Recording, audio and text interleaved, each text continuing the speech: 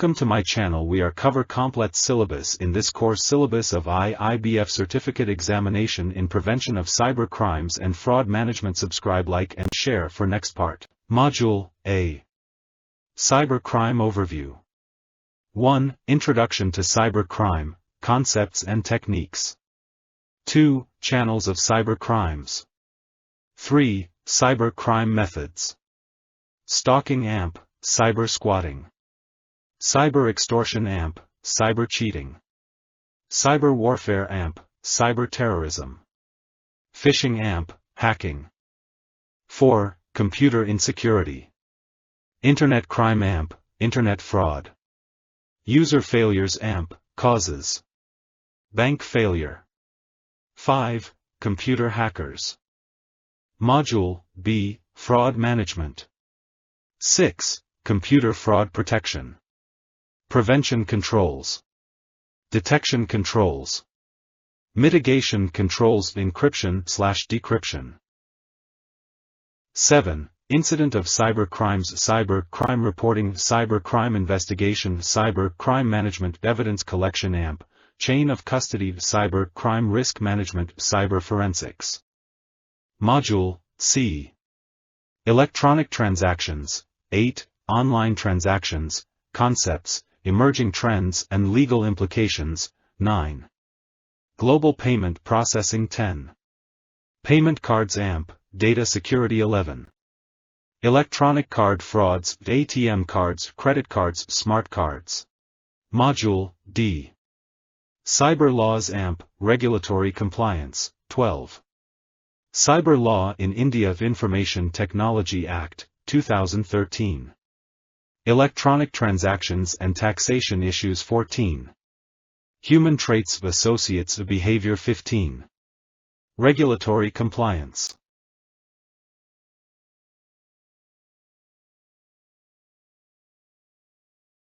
Chapter 1. Cybercrimes in India. The advancement of technology has made man dependent on Internet for all his needs. Internet has given man easy access to everything while sitting at one place. Social networking, online shopping, storing data, gaming, online studying, online jobs, every possible thing that man can think of can be done through the medium of Internet. Internet is used in almost every sphere. With the development of the Internet and its related benefits also developed the concept of cybercrimes. Cybercrimes are committed in different forms. A few years back, there was lack of awareness about the crimes that could be committed through Internet. In the matters of cybercrimes, India is also not far behind the other countries where the rate of incidence of cybercrimes is also increasing day by day. In a report published by the National Crime Records Bureau Report, NCRB 2011, the incidence of cybercrimes under the IT Act has increased by 85.4% in the year 2011 as compared to 2010 in India, whereas the increase in incidence of the crime under IPC is by 18.5% as compared to the year 2010. Visakhapatnam records the maximum number of incidents of cases. Maharashtra has emerged as the center of cybercrime with maximum number of incidents of registered cases under cybercrimes. Hacking with computer systems and obscene publication were the main cases under IT Act for cybercrimes. Maximum offenders arrested for cybercrimes were in the age group 18 to 30 years. 563 people in the age group 18 to 30 years were arrested in the year 2010, which had increased to 883 in the year 2011. 1.1 Cybercrime types. Cybercrimes can be defined as the unlawful acts where the computer is used either as a tool or a target or both. The term is a general term that covers crimes like phishing, credit card frauds, bank robbery, illegal downloading, industrial espionage, child pornography, kidnapping children via chat rooms, scams, cyber terrorism, creation and/or distribution of viruses, spam and so on. Cybercrime is a broad term that is used to define criminal activity in which computers or computer networks are a tool, a target, or a place of criminal activity and include everything from electronic cracking to denial of service attacks. It also covers the traditional crimes in which computers or networks are used to enable the illicit. Different types of cybercrimes. Cybercrimes can be categorized in two ways. 1. The crimes in which the computer is the target. Examples of such crimes are hacking, virus attacks, DOS attack, etc. 2.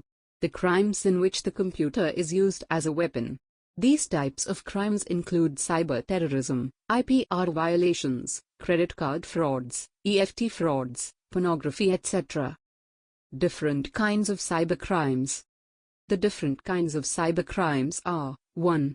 Unauthorized access and hacking. Unauthorized access means any kind of access without the permission of either of the rightful or person in charge of the computer, computer system or computer network.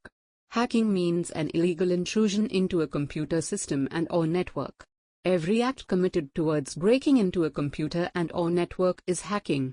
Hackers write or use ready-made computer programs to attack the target computer. They possess the desire to destruct and they get the kick out of such destruction. Some hackers hack for personal monetary gains, such as to stealing the credit card information, transferring money from various bank accounts to their own account followed by withdrawal of money. Government websites are the most targeted sites for the hackers. 2. Web hijacking. Web hijacking means taking forceful control of another person's website. In this case, the owner of the website loses control over his website and its content. 3. Cyberstalking. In general terms, stalking can be termed as the repeated acts of harassment targeting the victim, such as following the victim, making harassing phone calls, killing the victim's pet, vandalizing victim's property, leaving written messages or objects. Stalking may be followed by serious violent acts such as physical harm to the victim. Cyberstalking means repeated acts of harassment or threatening behavior of the cybercriminal towards the victim by using internet services.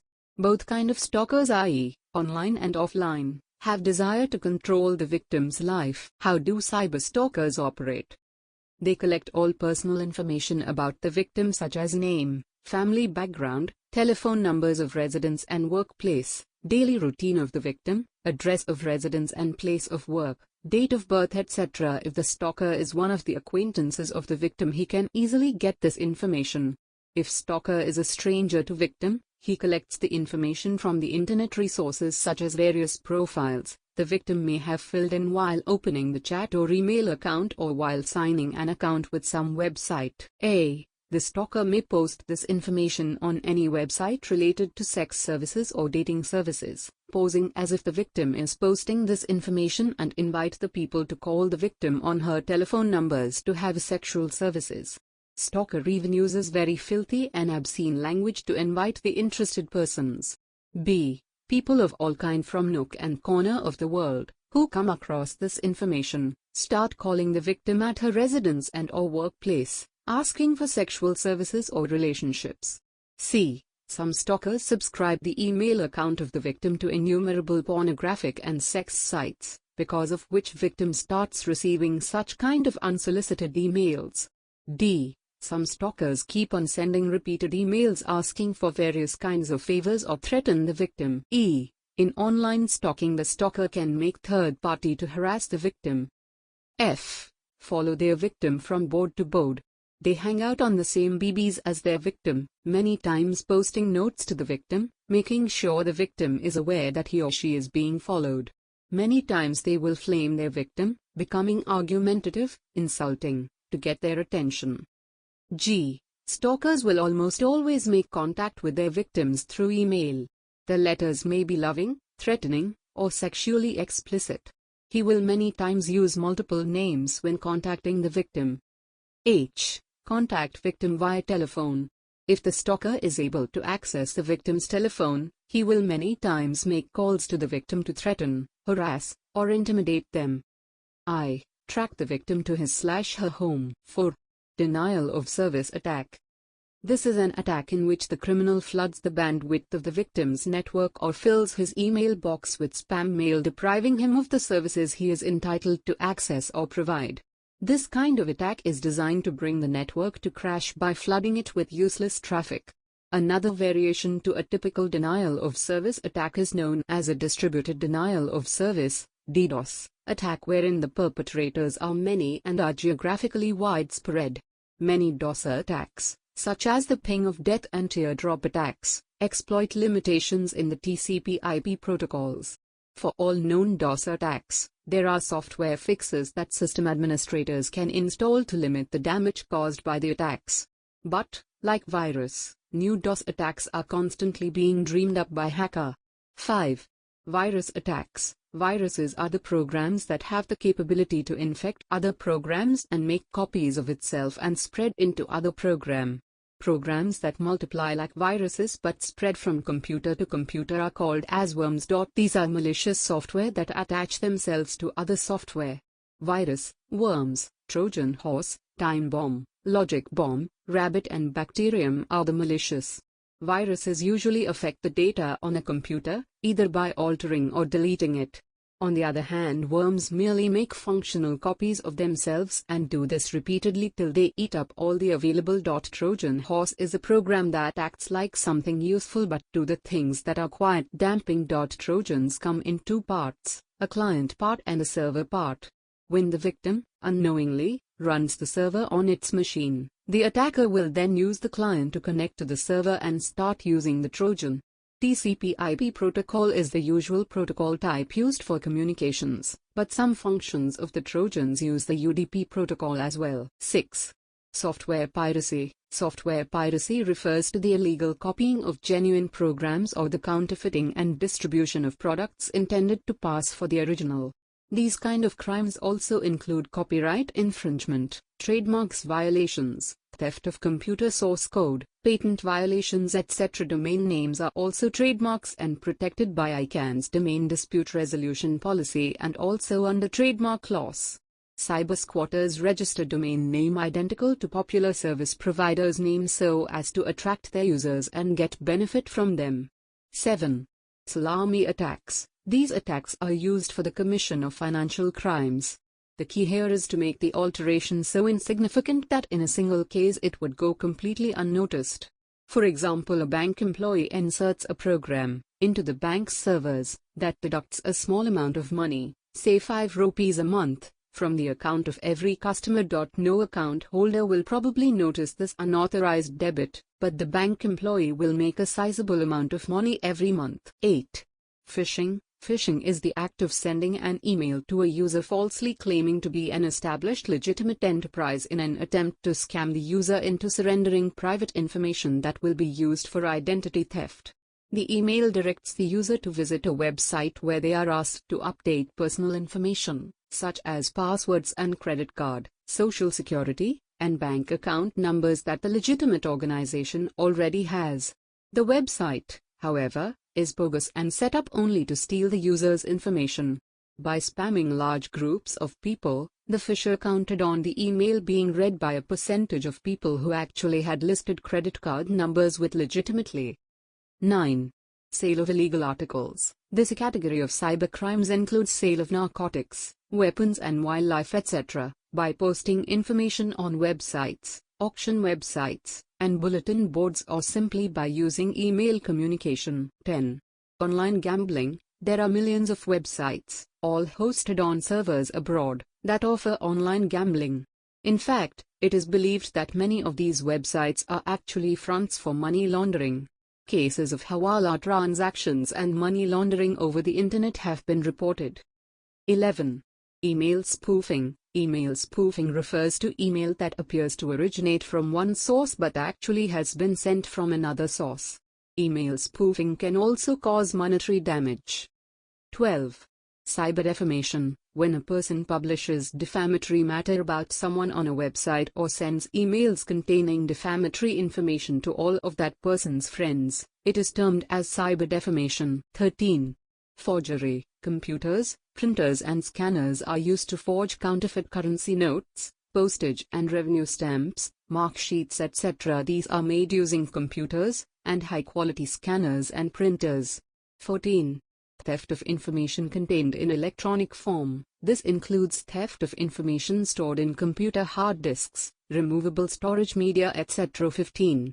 Email bombing. Email bombing refers to sending a large number of emails to the victim resulting in the victim's email account, in case of an individual, or mail servers, in case of a company or an email service provider, crashing.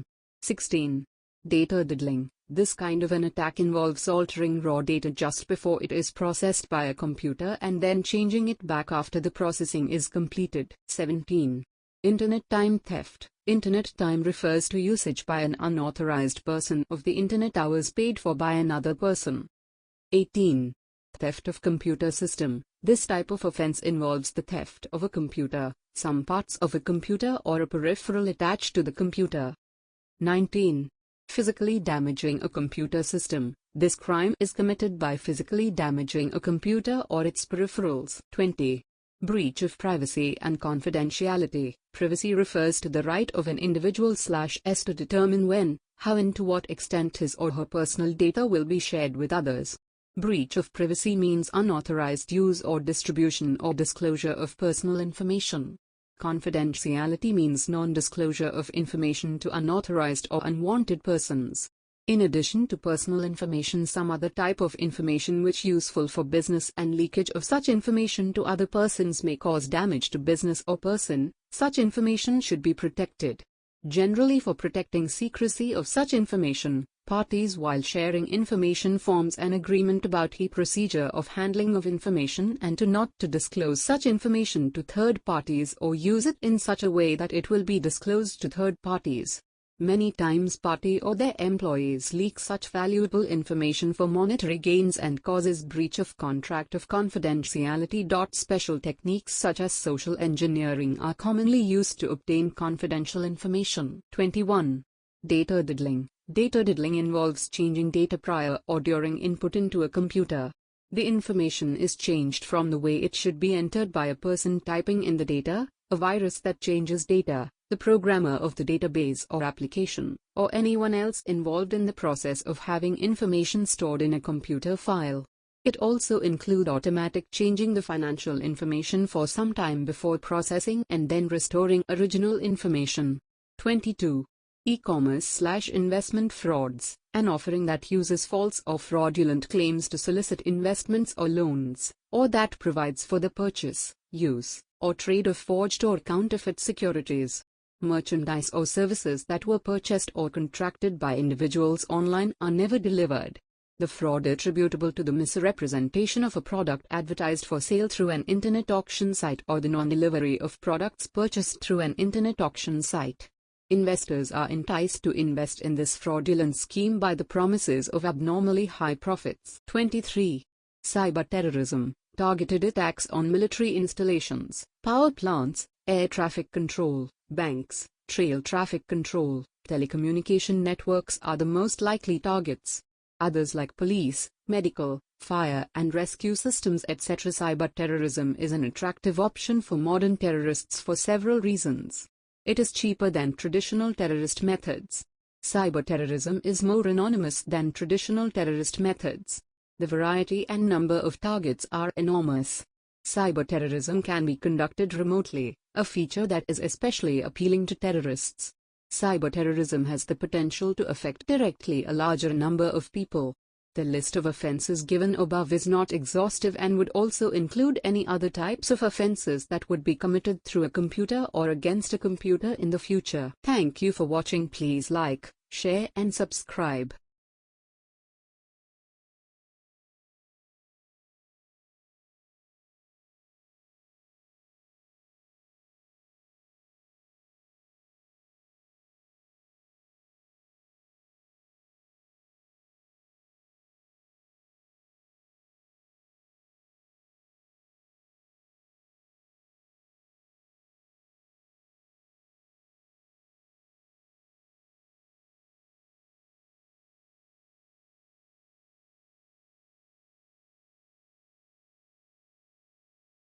Chapter 2 Cyber Law. Certificate Examination in Prevention of Cybercrimes and Fraud Management. Subscribe, like, and share. 2. Cyber Laws. Introductory background for cyber laws. Since the beginning of civilization, man has always been motivated by the need to make progress and better the existing technologies. This has led to tremendous development and progress, which has been a launching pad for further development. Of all the significant advances made by mankind from the beginning till date, probably the important of them is the development of Internet. To put in a common man's language, Internet is a global network of computers, all of them speaking the same language. In 1969, America's Department of Defense commissioned the construction of a super network called ARPANET. The Advanced Research Projects Agency Network, ARPANET, basically intended as a military network of 40 computers connected by a web of links and lines. This network slowly grew and the Internet was born. By 1981, over 200 computers were connected from all around the world. Now the figure runs into millions. The real power of today's Internet is that it is available to anyone with a computer and a telephone line. Internet places at an individual's hands the immense and invaluable power of information and communication. Internet usage has significantly increased over the past few years. The number of data packets which flowed through the Internet have increased dramatically. According to International Data Corporation, IDC, approximately 163 million individuals or entities will use the Internet by the end of this year as opposed to 16.1 million in 1995. If left to its own measure, it is highly unlikely that such a trend can reverse itself. Given this present state of the Internet, the necessity of cyber laws becomes all the more important. Need for cyber law. When Internet was developed, the founding fathers of Internet hardly had any inclination that Internet could transform itself into an all-pervading revolution which could be misused for criminal activities and which required regulation. Today, there are many disturbing things happening in cyberspace. Due to the anonymous nature of the Internet, it is possible to engage into a variety of criminal activities with impunity, and people with intelligence have been grossly misusing this aspect of the Internet to perpetuate criminal activities in cyberspace. Hence the need for cyber laws. What is cyber law? Internet is believed to be full of anarchy and the system of law and regulation therein seems contradictory. However, cyberspace is being governed by a system of law and regulation called cyber law. There is no one exhaustive definition of the term cyber law. Simply speaking, cyber law is a generic term which refers to all the legal and regulatory aspects of Internet and the World Wide Web. Anything concerned with or related to or emanating from any legal aspects or issues concerning any activity of netizens and others in cyberspace comes within the ambit of cyber law. The growth of electronic commerce has propelled the need for vibrant and effective regulatory mechanisms which would further strengthen the legal infrastructure, so crucial to the success of electronic commerce. All these regulatory mechanisms and legal infrastructures come within the domain of cyber law. Importance of cyber law. Cyber law is important because it touches almost all aspects of transactions and activities on and concerning the Internet, the World Wide Web and cyberspace. Initially it may seem that cyber laws is a very technical field and that it does not have any bearing to most activities in cyberspace. But the actual truth is that nothing could be further than the truth. Whether we realize it or not, every action and every reaction in cyberspace has some legal and cyber-legal perspectives. Cybercrimes are a new class of crimes which are increasing day by day due to extensive use of Internet these days. To combat the crimes related to Internet, the Information Technology Act, 2000 was enacted with prime objective to create an enabling environment for commercial use of IT. The IT Act specifies the acts which have been made punishable. The Indian Penal Code, 1860 has also been amended to take into its purview cybercrimes. The various offences related to Internet which have been made punishable under the IT Act and the IPC are enumerated below. 2.1. Cybercrimes under the IT Act. 1. Tampering with computer source documents, Sec. 65. 2. Hacking with computer systems, data alteration, Sec. 66. 3. Publishing obscene information, Sec. 67. 4. Unauthorized access to protected systems, Sec. 70. Breach of confidentiality and privacy, Sec. 72. 5. Publishing false digital signature certificates, Sec. 73. 2.2. Cybercrimes under IPC and special laws, sending threatening messages by email, Sec. 503. IPC sending defamatory messages by email, Sec. 499. IPC forgery of electronic records, Sec. 463. IPC bogus websites, Cyber frauds, Sec 420 IPC email spoofing, Sec 463 IPC webjacking, Sec 383 IPC email abuse, Sec. 500 IPC. 2.3. Cybercrimes under the Special Acts, Online Sale of Drugs under Narcotic Drugs and Psychotropic Substances Act, Online Sale of Arms Act, Cybercrime Act in India, 1. Tampering with computer source documents Sec. 65.2. Hacking with computer systems, data alteration Sec. 66.3.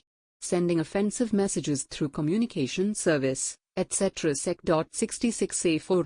Dishonestly receiving stolen computer resource or communication device Sec. 66P5. Identity theft Sec. 66C6. Cheating by personation by using computer resource Sec. 66D7. Violation of privacy Sec. 66C8. Cyberterrorism Sec. 66F9. Publishing or transmitting obscene material in electronic form Sec. 6710. Publishing or transmitting of material containing sexually explicit act, etc. in electronic form Sec. 67A11.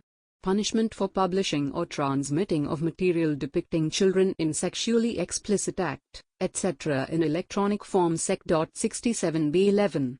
Preservation and retention of information by intermediaries Sec. 67C12.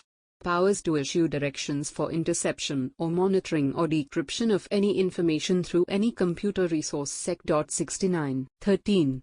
Power to issue directions for blocking for public access of any information through any computer resource Sec. 69. 14. Power to authorize to monitor and collect traffic data or information through any computer resource for cybersecurity Sec. 69B 15. Unauthorized access to protected systems Sec. 7016. Penalty for misrepresentation Sec. 7117. Breach of confidentiality and privacy Sec. 7218. Publishing false digital signature certificates Sec. 7319. Publication for fraudulent purpose Sec. 7429. Act to apply for offence or contraventions committed outside India Sec. 7521. Compensation, penalties or confiscation not to interfere with other punishment Sec. 7722. Compounding of offences Sec. 77A23. Offences with 3 years imprisonment to be cognizable Sec. 77B24. Exemption from liability of intermediary in certain cases Sec. 7925. Punishment for abetment of offences Sec. 84D26. Punishment for attempt to commit offences Sec. 84C note, Sec. 78 of IT Act empowers police inspector to investigate cases falling under this Act. 27. Offences by companies Sec. 8528. Sending threatening messages by email Sec. 503 IPC 29. Word, gesture or act intended to insult the modesty of a woman Sec. 509 IPC 30. Sending defamatory messages by email Sec. 499 IPC 31. Bogus websites, cyber fraud Sec. 420 IPC 32. Email spoofing Sec. 463 IPC 33. Making a false document Sec. 464 IPC 34. Forgery for purpose of cheating Sec. 468 IPC 35. Forgery for purpose of harming reputation Sec. 469 IPC 36. Webjacking Sec. 383 IPC 37. Email abuse Sec. 500 IPC 38. Punishment for criminal intimidation Sec. 506 IPC 39. Criminal intimidation by an anonymous communication Sec. 507 IPC 40. When copyright infringed, copyright in a work shall be deemed to be infringed Sec. 5141. Offense of infringement of copyright or other rights conferred by this Act. Any person who knowingly infringes or abets the infringement of Sec. 63. 42. Enhanced penalty on second and subsequent convictions Sec. 63A 43. Knowing use of infringing copy of computer program to be an offense Sec. 63B 44. Obscenity Sec. 292 IPC 45. printing etc. of grossly indecent or scurrilous matter or matter intended for blackmail. Sec. 292 AIPC 46. Sale, etc., of obscene objects to young persons. Sec. 293 IPC 47. Obscene acts and songs. Sec. 294 IPC 48. Theft of computer hardware. Sec. 378-49. Punishment for theft. Sec. 379-50. Online sale of drugs and DPS Act 51. Online sale of Arms Act. Thank you for watching. Please subscribe, like and share. Chapter 3 Cybercrime Methods. Certificate Examination in Prevention of Cybercrimes and Fraud Management. Subscribe, like, and share. 3.1 Cyberstalking. Cyberstalking is a criminal practice where an individual uses the internet to systematically harass or threaten someone. This crime can be perpetrated through email, social media, chat rooms, instant messaging clients, and any other online medium. Cyberstalking can also occur in conjunction with the more traditional form of stalking, where the offender harasses the victim offline. There is no unified legal approach to cyberstalking, but many governments have moved toward making these practices punishable by law. Cyberstalking is sometimes referred to as internet stalking, e-stalking, or online stalking. 3.2 Domain names, IP address. The internet is a network of computers. Each computer on the said network has its own distinct entity and presence. That is the reason why every computer is given a distinct electronic address called the Internet Protocol address, or in short IP address. This IP address is given by numerical values like 202.54.15.75. The IP address is just like any telephone number which identifies a particular computer on the internet. Domain name. Since it is not possible to remember each and every numerical value of an IP address, the system of domain names evolved. Internet domain names, in a common man's language, are used as an easy-to-remember alias which point to a specific IP address. The dominant purpose of the domain name is simply to provide an easy method for remembering another's electronic address. It's a unique name used to identify, among other things, a specific website. Thus a typical domain name would be http://www.ev.org.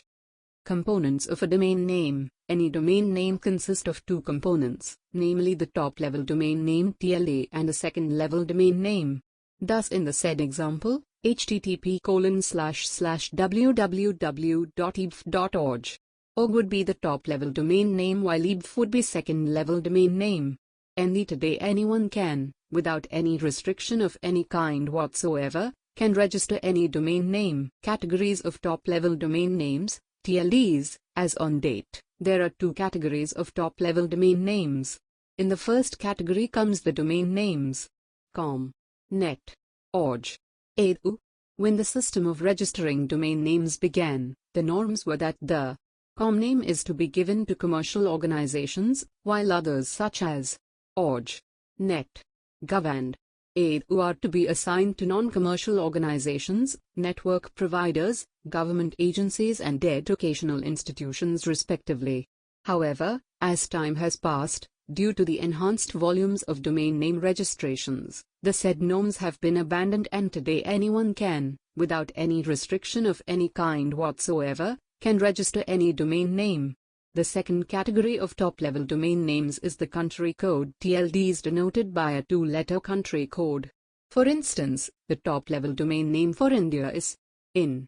The responsibility for assigning the same is given in each country to a specified country domain name registrar. In India, the TLD.in is registered by NCST at Bombay. The domain names were initially registered by Network Solutions only, who had the sole monopoly to register the said TLDs. This monopoly of Network Solutions continued for many years, and only in 1999, the Internet Corporation assigned names and numbers, ICANN, allowed other accredited registrars to register domain names. Today there are more than 100 registrars with whom one can register a TLD. The unique feature of domain names is that the said domain names are given on first-come, first-served basis. This feature of domain names gives rise to numerous legal issues and disputes. Thus the important thing in domain names registration is speed. To take an example, The domain name www.microsoft.org was available and was registered by Amit Mehrotra much before Microsoft Corporation could think of it. This led to numerous ticklish legal issues. Microsoft Corporation, despite having the trademark Microsoft, could not get the domain name www.microsoft.org because of the first-come, first-served criteria of domain name registration. Domain names different from trademarks. To put it simply, domain names are indeed different from trademarks. While it is possible that the same trademark may be registered by different persons in different categories and different lines of businesses, it may be possible to only register one domain name corresponding to such trademark. This aspect of domain names has led to numerous legal problems. 3.3 Cyber squatting. Another legal issue surrounding domain names is that of cyber squatting.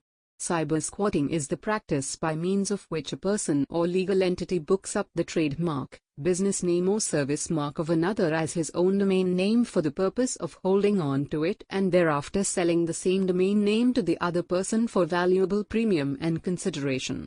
Cyber squatters book up domain names of important brands in the hope of earning quick millions. 3.1 Recent trends relating to tackling cyber squatters. The internet history has shown that while some corporate players have been willing to and have indeed coughed up money to get back their legitimate domain names, the recent trend is more towards taking the cyber squatters by the horns and fighting them out by legal processes. Courts throughout the world, including in India, have been proactive and have been granting injunctions to stop cyber squatters from operating their websites. 3.2 Latest most effective remedy against cyber squatting. The latest breath of fresh air in the fight against cyber squatting has been the Uniform Domain Name Dispute Resolution Policy, which has been duly approved by ICANN. Under the said Domain Names Dispute Resolution Policy, a summary procedure is adopted to adjudicate the complaint of any complainant relating to any domain name on payment of processing fees. This policy has been in operation since the end of last year.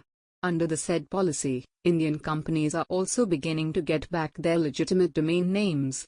The domain name www.theeconomictimes.com and www.timesofindia.com have been won back under the said policy. Two recent success for Indian companies under the said policy include winning back the domain names www.tata.org and www.philipsindia.com by Tata and Philips India respectively. 3.4 Cyber extortion. Cyber extortion is a crime involving an attack or threat of an attack coupled with a demand for money or some other response in return for stopping or remediating the attack. Cyber extortion can come in many different forms, but at its simplest, it is when someone online threatens some sort of harm unless you meet their demands. For example, the cybercriminal may use ransomware to encrypt your data, which means you can't read your data without the encryption key, and the cybercriminal will withhold this key until payment is made. Today, distributed denial of service, DDoS, attacks are the bread and butter of cyber extortionists. This is an attack where a hacker overwhelms a target's server with malicious traffic. Typically, the attacker will use a botnet, i.e., a network of infected computers, to generate a flood of traffic on the server. The traffic sends more connection requests than a server can handle. Or, the botnet sends the target huge amounts of data to use up its bandwidth. The target's site is shut down. Believe it or not, some people pay extortionists to silence websites they don't like. Shutting down a small site or keeping a small organization offline for a week can cost as little as $1,000/. If a business doesn't meet the extortionist's demands, the hacker could keep the site offline long enough to run the business into the ground. Or, the hacker may be able to remotely access control panels and start deleting files necessary to keep the site or business running. So what's at risk of being held hostage by cyber attackers? Any of your websites, computer systems, servers. The attackers will only seize and desist when their demands have been met. Because most small businesses operate with the help of computers, cyber extortion is a growing problem. 3.5 Cyber warfare. Cyber warfare is any virtual conflict initiated as a politically motivated attack on an enemy's computer and information systems. Waged via the Internet, these attacks disable financial and organizational systems by stealing or altering classified data to undermine networks, websites and services. Cyber warfare is also known as cyber warfare or cyber war. Cyber warfare involves the following attack methods: sabotage. Military and financial computer systems are at risk for the disruption of normal operations and equipment, such as communications, fuel, power and transportation infrastructures. Espionage and/or security breaches. These illegal exploitation methods are used to disable networks, software, computers or the Internet to steal or acquire classified information from rival institutions or individuals for military, political or financial gain. 3.6 Cyber terrorism. A premeditated attack against a computer system, computer data, programs and other information with the sole aim of violence against clandestine agents and subnational groups. The main aim behind cyberterrorism is to cause harm and destruction.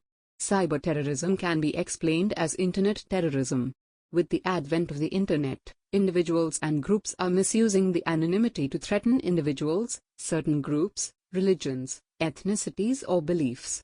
Cyberterrorism can be broadly categorized under three major categories. Simple, this consists of basic attacks including the hacking of an individual system. Advanced, these are more sophisticated attacks and can involve hacking multiple systems and/or networks. Complex, these are coordinated attacks that can have a large-scale impact and make use of sophisticated tools. 3.7 Phishing. Phishing is the fraudulent act of acquiring private and sensitive information, such as credit card numbers, personal identification and account usernames and passwords. Using a complex set of social engineering techniques and computer programming expertise, phishing websites lure email recipients and web users into believing that a spoofed website is legitimate and genuine. In actuality, the phishing victim later discovers his personal identity and other vital information have been stolen and exposed. Similar to fishing in a lake or river, phishing is computer lingo for phishing over the Internet for personal information. The term was first used in 1996, when the first Phishing Act was recorded. Phishing uses link manipulation, image filter evasion and website forgery to fool web users into thinking that a spoofed website is genuine and legitimate. Once the user enters vital information, he immediately becomes a phishing victim. Fortunately, phishing victimization is preventable. The following security precautions are recommended. Use updated computer security tools, such as antivirus software, spyware and firewall. Never open unknown or suspicious email attachments. Never divulge personal information requested by email, such as your name or credit card number. Double-check the website URL for legitimacy by typing the actual address in your web browser. Verify the website's phone number before placing any calls to the phone number provided via EMA. 3.8 Phishing. Phishing is the illegal access of data via Voice over Internet Protocol, VoIP. Phishing is IP telephony's version of phishing and uses voice messages to steal identities and financial resources. The term is a combination of voice and phishing. Phishing attacks are designed to generate fear and immediate response and therefore occur within short time frames. They are difficult to trace. For example, a phishing perpetrator, wisher, may gain access to a group of private customer phone numbers. The wisher may then call the group. When a potential victim answers the phone, he or she hears an automated recording informing him that his bank account has been compromised. He then calls the specified toll-free number to reset his security settings and hears another automated message requesting the user's bank account number and/or other personal details via the phone keypad. 3.9 Smishing. SMS phishing occurs when a cell phone receives a SMS, instant message or IM, from a fake person or entity. The unsuspecting cell phone user will respond to a fake SMS and visit a URL, inadvertently downloading malware and installing a Trojan without the user's knowledge. Phishing is all about extracting useful information, so in the case of SMS phishing, the Trojan harvests the data areas of the cell phone and transmits them to the person who created the Trojan at the earliest opportunity. SMS phishing is also known as SMS-shing. SMS phishing attempts occur when cell phone user is the recipient of a message acknowledging receipt of an unknown purchase. To terminate bogus purchases and avoid monthly or daily charges, consumers are directed to phishing websites.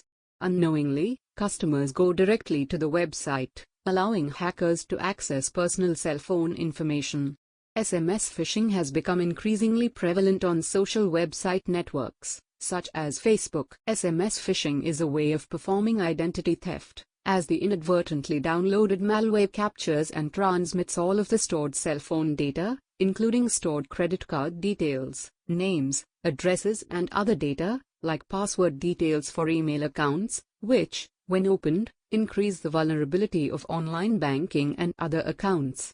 The malware can then cover its tracks by wiping the phone clean, including all call records, causing repeated rebooting or similar odd behavior, rendering the phone unusable.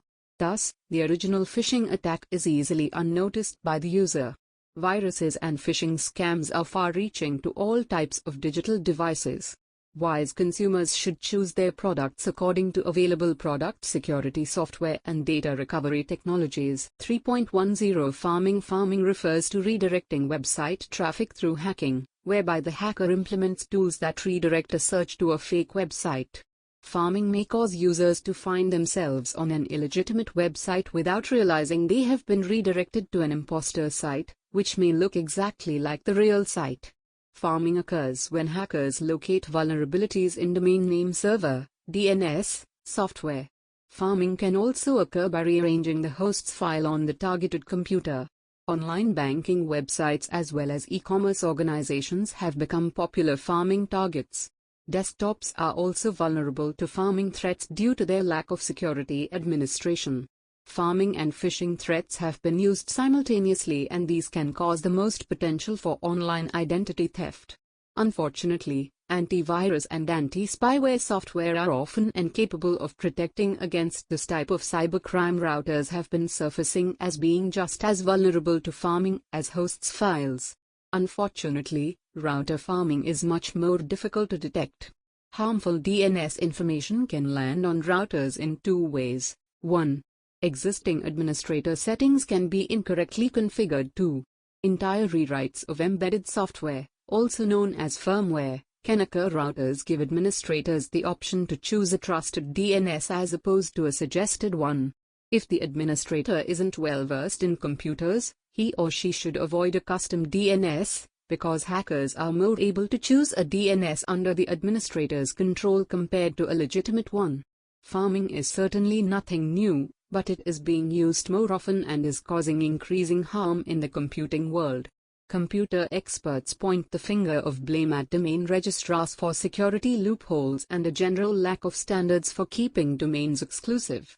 Suggestions for mitigating these problems include asking registrars for their written policies as well as insisting on immediate notification should registrar receive a domain move request.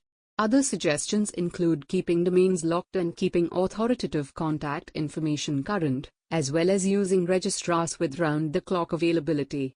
If none of these suggestions works in preventing farming, contacting VeriSign, which is the domain registry for .com and .net, may be useful. Chapter 4 Computer Insecurity. Certificate Examination in Prevention of Cybercrimes and Fraud Management. Subscribe, like, and share. Security and systems design. Most current real-world computer security efforts focus on external threats, and generally treat the computer system itself as a trusted system. Some knowledgeable observers consider this to be a disastrous mistake, and point out that this distinction is the cause of much of the insecurity of current computer systems. Once an attacker has subverted one part of a system without fine-grained security, he or she usually has access to most or all of the features of that system. Citation needed, because computer systems can be very complex, and cannot be guaranteed to be free of defects. This security stance tends to produce insecure systems. The trusted systems approach has been predominant in the design of many Microsoft software products, due to the long-standing Microsoft policy of emphasizing functionality and ease of use over security. Since Microsoft products currently dominate the desktop and home computing markets, this has led to unfortunate effects. However, the problems described here derive from the security stance taken by software and hardware vendors generally, rather than the failing of a single vendor. Microsoft is not out of line in this respect, just far more prominent with respect to its consumer market share. It should be noted that the Windows NT line of operating systems from Microsoft contain mechanisms to limit this, such as services that run under dedicated user accounts, and role-based access control, RBAC, with user/group rights, but the Windows 95 line of products lacked most of these functions. Before the release of Windows 2003, Microsoft has changed their official stance, taking a more lockdown approach. On the 15th of January 2002, Bill Gates sent out a memo on trustworthy computing, marking the official change in company stance. Regardless, Microsoft's operating system Windows XP is still plagued by complaints about lack of local security and inability to use the fine-grained user access controls together with certain software, especially certain popular computer games. Financial costs. Serious financial damage has been caused by computer security breaches, but reliably estimating costs is quite difficult. Figures in the billions of dollars have been quoted in relation to the damage caused by malware such as computer worms like the Code Red worm, but such estimates may be exaggerated. However, other losses, such as those caused by the compromise of credit card information, can be more easily determined, and they have been substantial, as measured by millions of individual victims of identity theft each year in each of several nations, and the severe hardship imposed on each victim, that can wipe out all of their finances, prevent them from getting a job, plus be treated as if they were the criminal. Volumes of victims of phishing and other scams may not be known. Individuals who have been infected with spyware or malware likely go through a costly and time-consuming process of having their computer cleaned. Spyware and malware is considered to be a problem specific to the various Microsoft Windows operating systems. However, this can be explained somewhat by the fact that Microsoft controls a major share of the PC market and thus represent the most prominent target. Reasons. There are many similarities, yet many fundamental differences, between computer and physical security. Just like real-world security, the motivations for breaches of computer security vary between attackers, sometimes called hackers or crackers. Some are teenage thrill-seekers or vandals, the kind often responsible for defacing websites. Similarly, some website defacements are done to make political statements. However, some attackers are highly skilled and motivated with the goal of compromising computers for financial gain or espionage. An example of the latter is Marcus Hess, who spied for the KGB and was ultimately caught because of the efforts of Clifford Stoll, who wrote an amusing and accurate book, The Cuckoo's Egg, about his experiences. For those seeking to prevent security breaches, the first step is usually to attempt to identify what might motivate an attack on the system, how much the continued operation and information security of the system are worth, and who might be motivated to breach it. The precautions required for a home PC are very different for those of bank's internet banking system, and different again for a classified military network. Other computer security writers suggest that, since an attacker using a network need know nothing about you or what you have on your computer, attacker motivation is inherently impossible to determine beyond guessing. If true, blocking all possible attacks is the only plausible action to take. Vulnerabilities. To understand the techniques for securing a computer system, it is important to first understand the various types of attacks that can be made against it. These threats can typically be classified into one of these 7 categories. Exploit. Software flaws, especially buffer overflows, are often exploited to gain control of a computer, or to cause it to operate in an unexpected manner. Many development methodologies used by embedded software licensing professionals rely on testing to ensure the quality of any code released. This process often fails to discover extremely unusual potential exploits. The term exploit generally refers to small programs designed to take advantage of a software flaw that has been discovered, either remote or local. The code from the exploit program is frequently reused in Trojan horses and computer viruses. In some cases, a vulnerability can lie in certain programs' processing of a specific file type, such as a non-executable media file. Eavesdropping. Any data that is transmitted over a network is at some risk of being eavesdropped, or even modified by a malicious person.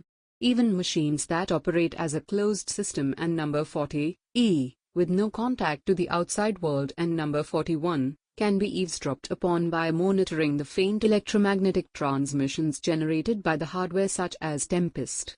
The FBI's proposed Carnivore program was intended to act as a system of eavesdropping protocols built into the systems of Internet service providers. Social engineering and human error. A computer system is no more secure than the human systems responsible for its operation.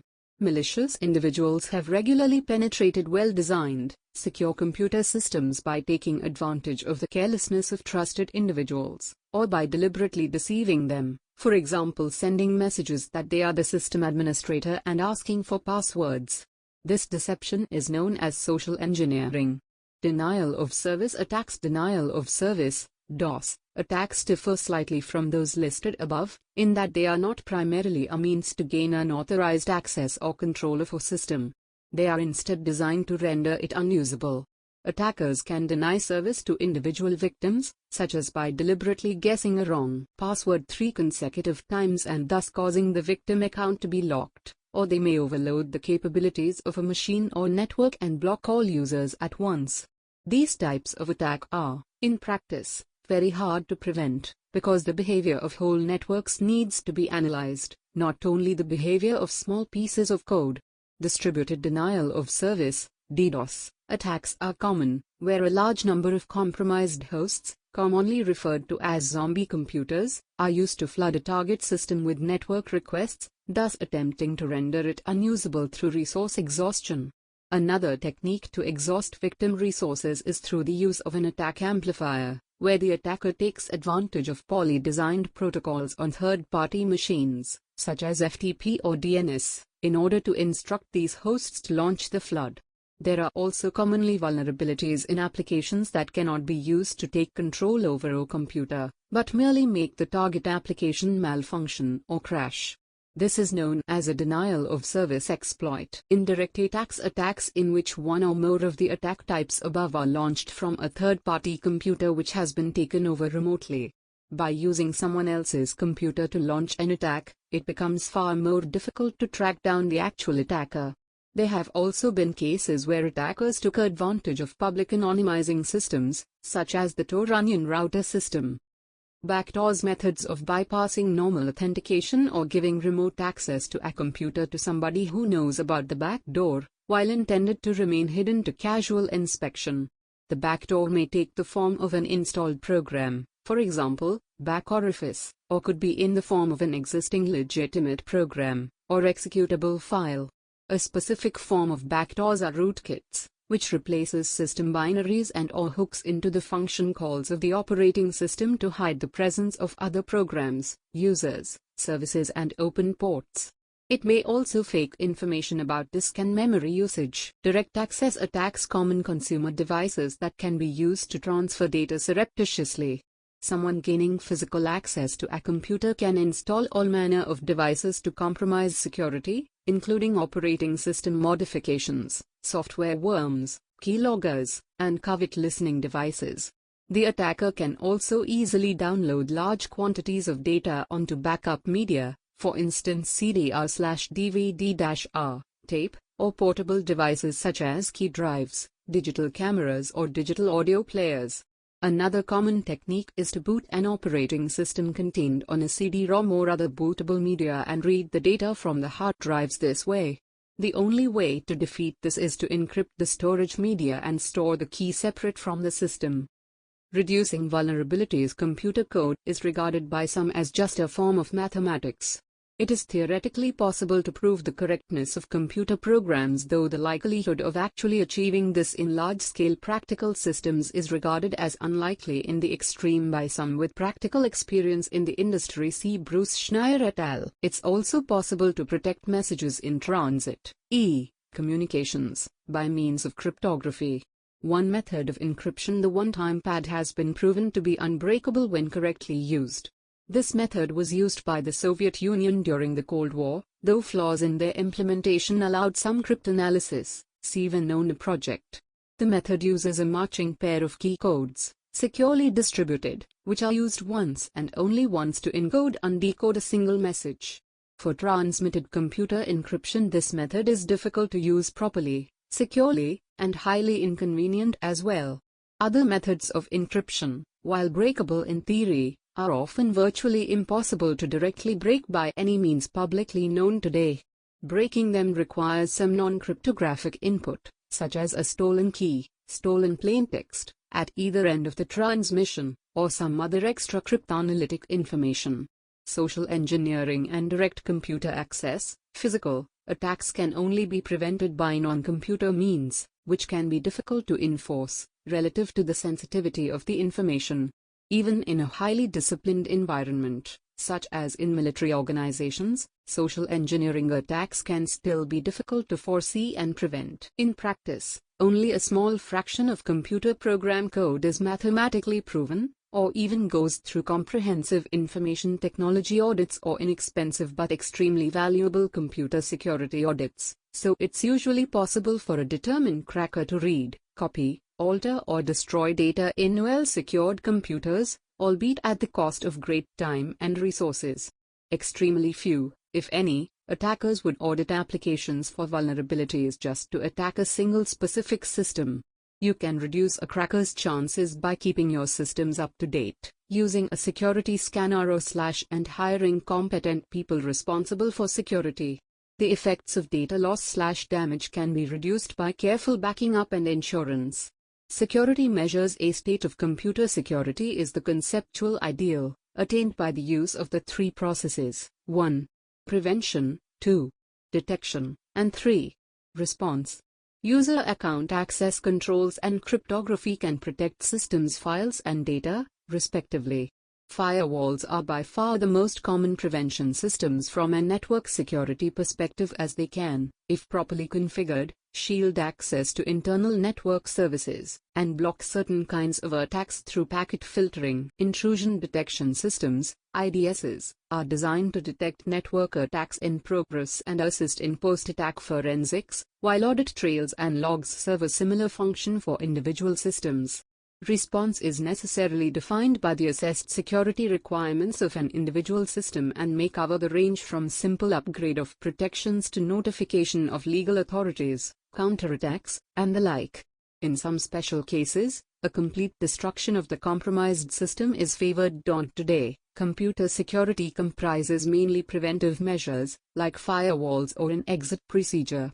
A firewall can be defined as a way of filtering network data between a host or a network and another network, such as the Internet, and is normally implemented as software running on the machine, hooking into the network stack, or, in the case of most Unix-based operating systems such as Linux, built into the operating system kernel, to provide real-time filtering and blocking. Another implementation is a so-called physical firewall, which consists of a separate machine filtering network traffic. Firewalls are common amongst machines that are permanently connected to the Internet, though not universal, as demonstrated by the large numbers of machines cracked by worms like the Code Red worm, which would have been protected by a properly configured firewall. However, relatively few organizations maintain computer systems with effective detection systems, and fewer still have organized response mechanisms in place. Difficulty with responding forcefully to attempted security breaches, in the manner that one would for attempted physical security breaches, is often very difficult for a variety of reasons, and fewer still have organized response mechanisms in place. Identifying attackers is difficult, as they are often in a different jurisdiction to the systems they attempt to breach, and operate through proxies, temporary anonymous dial-up accounts, wireless connections, and other anonymizing procedures which make backtracing difficult and are often located in yet another jurisdiction. If they successfully breach security, they are often able to delete logs to cover their tracks. The sheer number of attempted attacks is so large that organizations cannot spend time pursuing each attacker. A typical home user with a permanent, e.g., cable modem, connection will be attacked at least several times per day, so more attractive targets could be presumed to see many more. Note, however, that most of the sheer bulk of these attacks are made by automated vulnerability scanners and computer worms. Law enforcement officers are often unfamiliar with information technology, and so lack the skills and interest in pursuing attackers. There are also budgetary constraints. It has been argued that the high cost of technology, such as DNA testing, and improved forensics mean less money for other kinds of law enforcement, so the overall rate of criminals not getting dealt with goes up as the cost of the technology increase. 4.1 Pillars of Information Security. Security is a constant worry when it comes to information technology. Data theft, hacking, malware and a host of other threats are enough to keep any IT professional up at night. Information security follows three overarching principles. Confidentiality. This means that information is only being seen or used by people who are authorized to access it. Integrity. This means that any changes to the information by an unauthorized user are impossible, or at least detected, and changes by authorized users are tracked. Availability. This means that the information is accessible when authorized users need it. Information assurance, IA, refers to the steps involved in protecting information systems, like computer systems and networks. There are commonly 5 terms associated with the definition of information assurance: integrity, availability, authentication, confidentiality, non-repudiation. IA is a field in and of itself.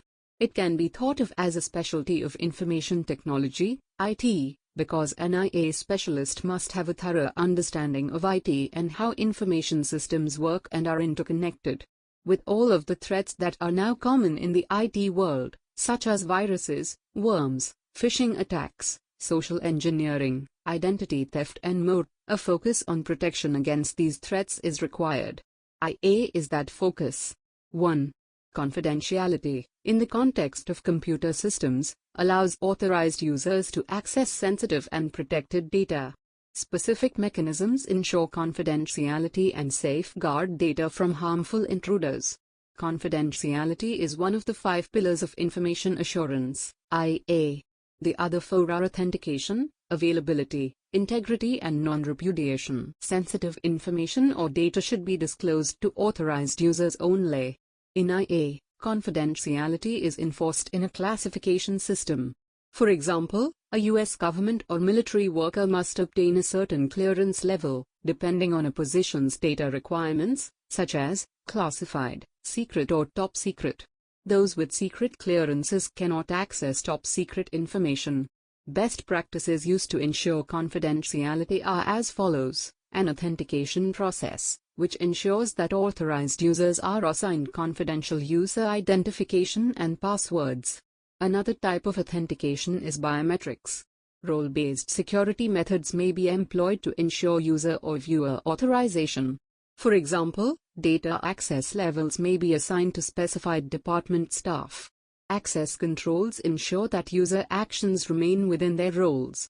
For example, if a user is authorized to read but not write data, defined system controls may be integrated. 2. Integrity, in the context of computer systems, refers to methods of ensuring that data is real, accurate and safeguarded from unauthorized user modification. Integrity is one of the 5 pillars of information assurance, IA. The other 4 are authentication, availability, confidentiality and non-repudiation. Data integrity maintenance is an information security requirement. Integrity is a major IA component because users must be able to trust information. Untrusted data is devoid of integrity. Stored data must remain unchanged within an information system, and number 40 is and number 41, as well as during data transport. Events like storage erosion, error and intentional data or system damage can create data changes. For example, hackers may cause damage by infiltrating systems with malware, including Trojan horses, which overtake computer systems, as well as worms and viruses. An employee may create company damage through intentionally false data entry. Data integrity verification measures include checksums and the use of data comparison. 3. Availability, in the context of a computer system, refers to the ability of a user to access information or resources in a specified location and in the correct format. Availability is one of the 5 pillars of information assurance, IA. The other 4 are integrity, authentication, confidentiality and non-repudiation. When a system is regularly non-functioning, information availability is affected and significantly impacts users. In addition, when data is not secure and easily available, information security is affected, i.e., top secret security clearances. Another factor affecting availability is time. If a computer system cannot deliver information efficiently, then availability is compromised. Data availability must be ensured by storage, which may be local or at an off-site facility. In the case of an off-site facility, an established business continuity plan should state the availability of this data when on-site data is not available. At all times, information must be available to those with clearance. 4. Non-repudiation is a method of guaranteeing message transmission between parties via digital signature and/or encryption. It is one of the 5 pillars of information assurance, IA. The other 4 are availability, integrity, confidentiality, and authentication. Non-repudiation is often used for digital contracts, signatures, and email messages. By using a data hash, proof of authentic identifying data and data origination can be obtained. Along with digital signatures, public keys can be a problem when it comes to non-repudiation if the message recipient has exposed, either knowingly or unknowingly, their encrypted or secret key. 5. In the context of computer systems, authentication is a process that ensures and confirms a user's identity. Authentication is one of the 5 pillars of information assurance, IA. The other 4 are integrity, availability, confidentiality, and non-repudiation. Authentication begins when a user tries to access information. First, the user must prove his access rights and identity. When logging into a computer, users commonly enter usernames and passwords for authentication purposes. This login combination, which must be assigned to each user, authenticates access. However, this type of authentication can be circumvented by hackers. A better form of authentication, biometrics, depends on the user's presence and biological makeup, i.t.com or retina or fingerprints. This technology makes it more difficult for hackers to break into computer systems. The public key infrastructure, PKI, authentication method uses digital certificates to prove a user's identity. There are other authentication tools, too, such as keycards and USB tokens. One of the greatest authentication threats occurs with email, where authenticity is often difficult to verify. For example, unsecured emails often appear legitimate.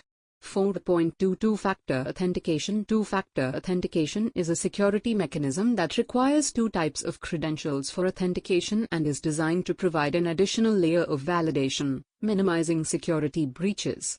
Two-factor authentication is also known as strong authentication.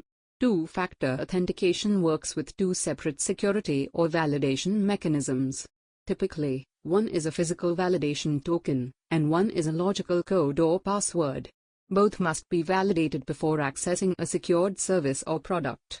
Generally, an authenticating procedure requires a physical token or identity validation, followed by a logical password or personal identification number, PIN.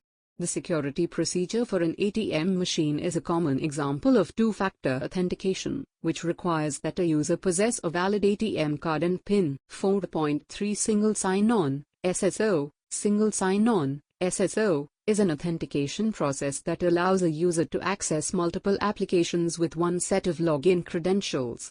SSO is a common procedure in enterprises, where a client accesses multiple resources connected to a local area network, LAN. SSO advantages include, eliminates credential re-authentication and help desk requests, thus, improving productivity.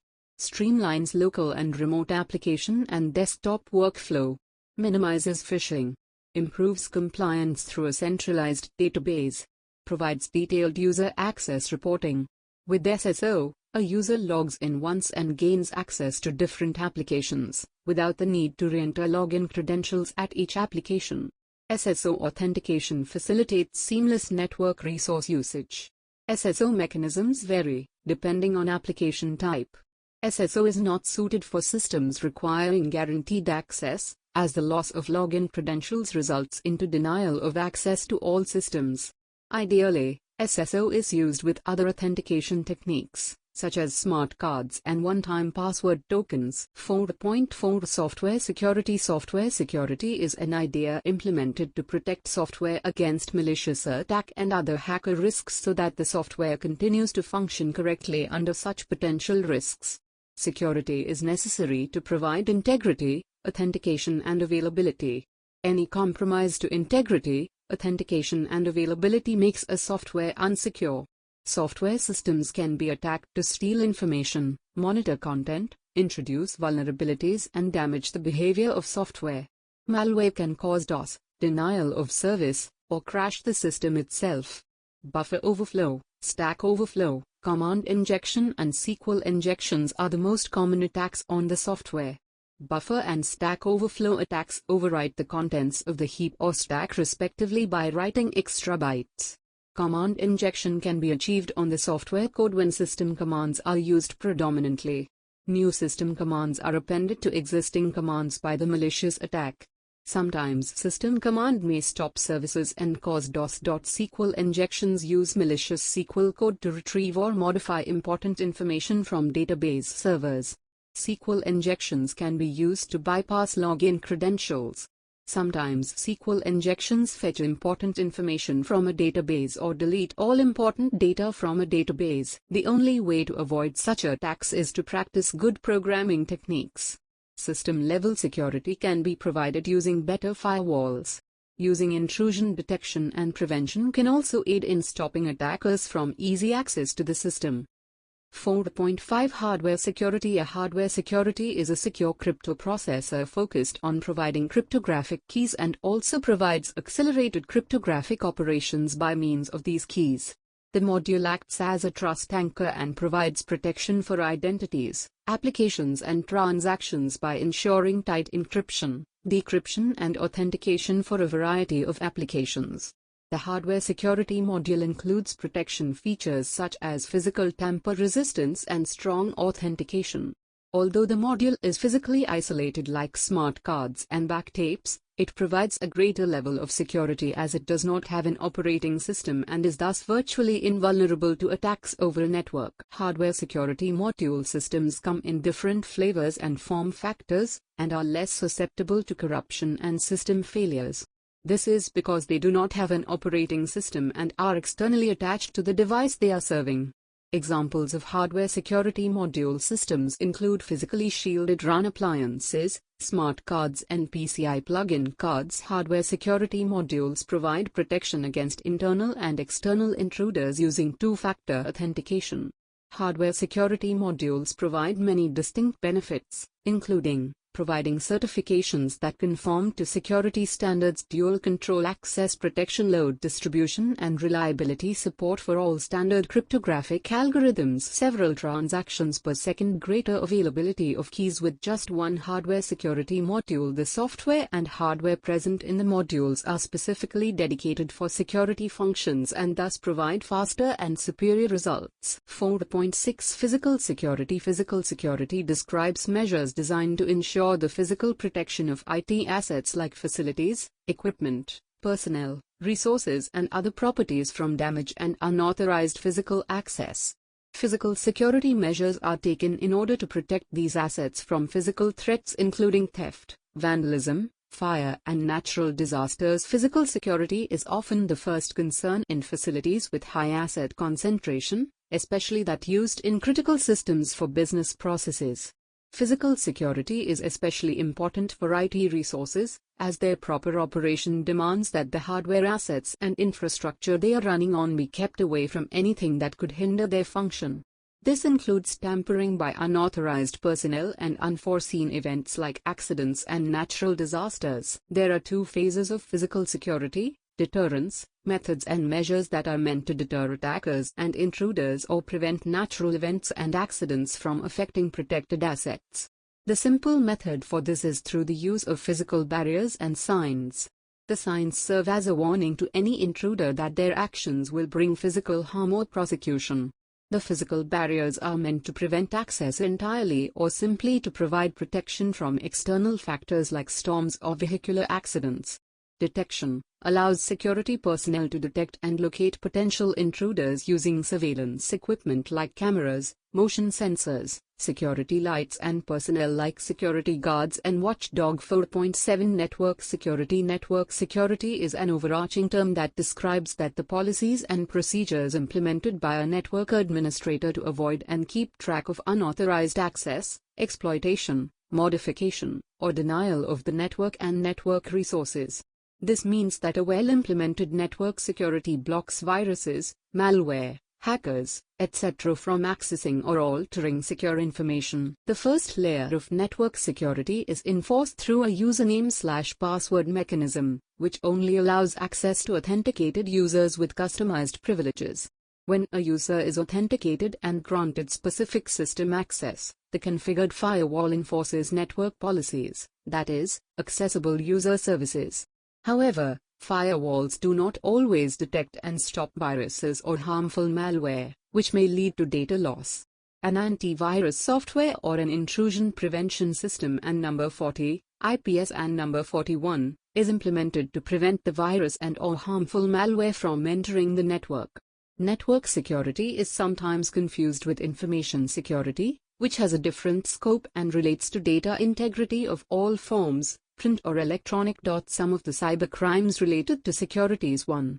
Masquerade attack. A masquerade attack is an attack that uses a fake identity, such as a network identity, to gain unauthorized access to personal computer information through legitimate access identification. If an authorization process is not fully protected, it can become extremely vulnerable to a masquerade attack.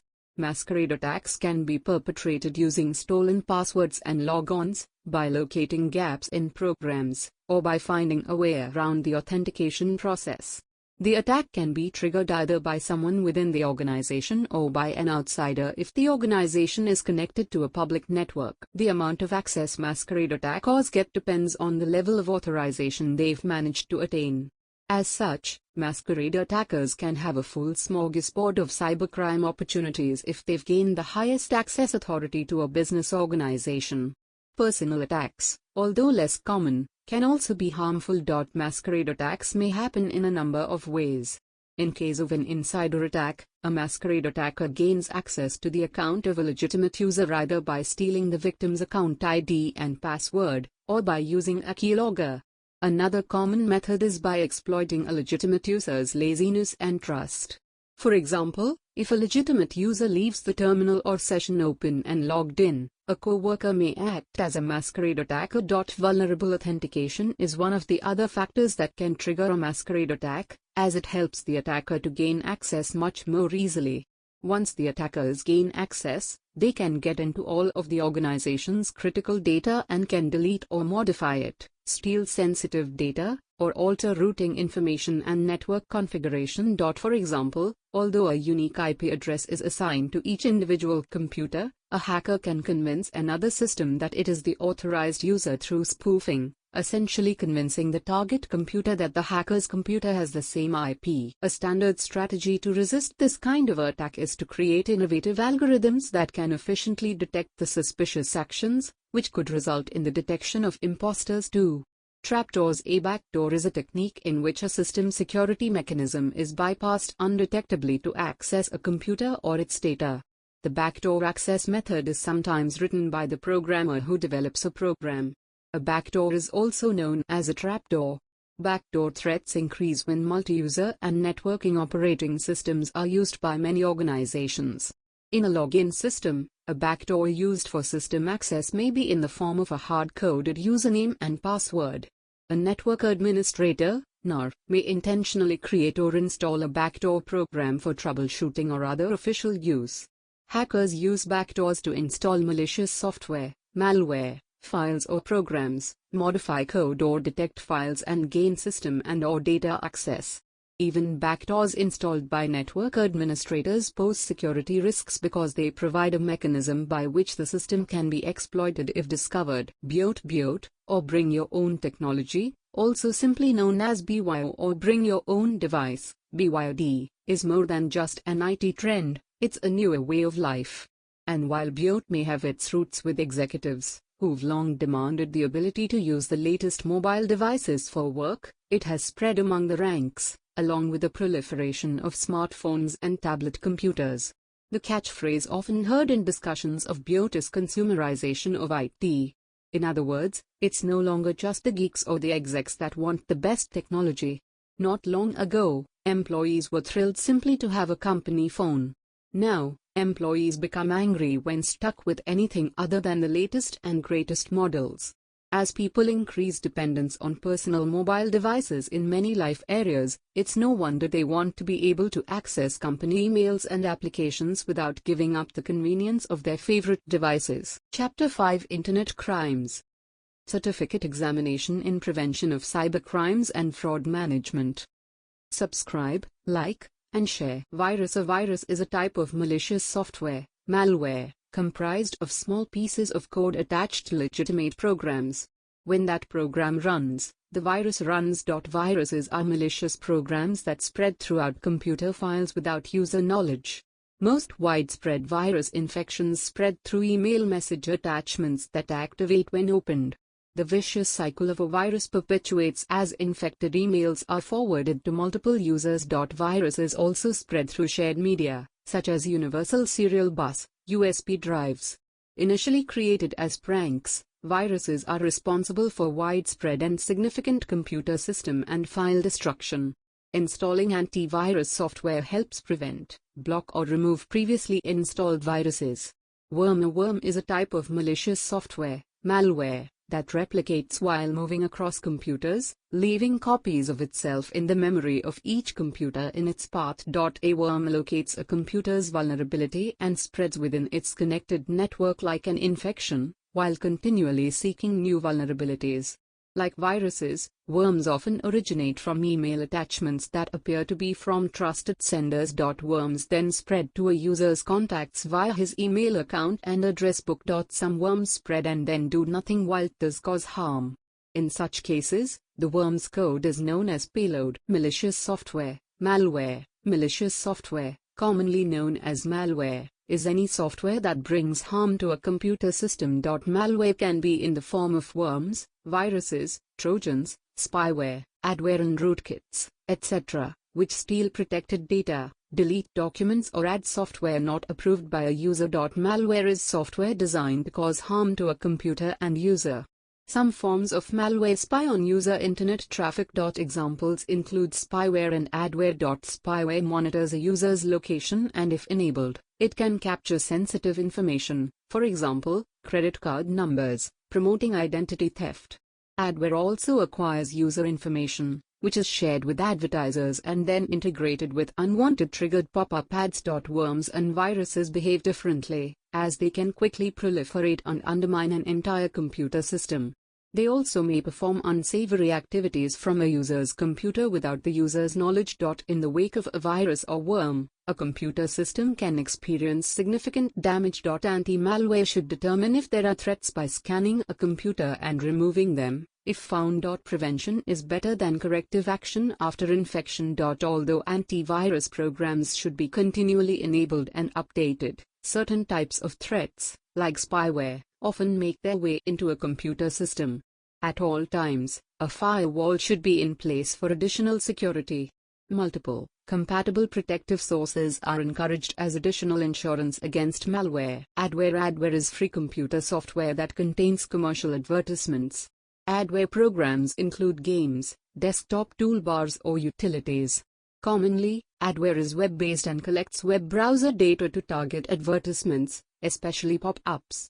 Adware is also known as freeware and pitchware. Adware is categorized as follows: legitimate, free or trial product sponsored advertisements. Spyware tracks user website preferences and compromises privacy. Adware may appear innocuous and provide users with legitimate business software but then unleash spyware that collects browser search data for targeted user-specific advertisements. Uninstalling adware generally requires anti-adware software. A variety of free and paid versions are available, but licensed adware is the most reliable, aggressive and recommended. Anti-adware software is also included in virus scanning packages. Trojan horse. A Trojan horse is a seemingly benign program that, when activated, causes harm to a computer system. A Trojan horse is also known as a Trojan virus or Trojan. The Trojan horse is named for ancient Greece's apparent gift of peace to the Trojans, when a giant wooden horse was secretly filled with Greek warriors. After the Trojans allowed the horse to enter their great city, the Greek warriors emerged from the horse gained control of the city of Troy.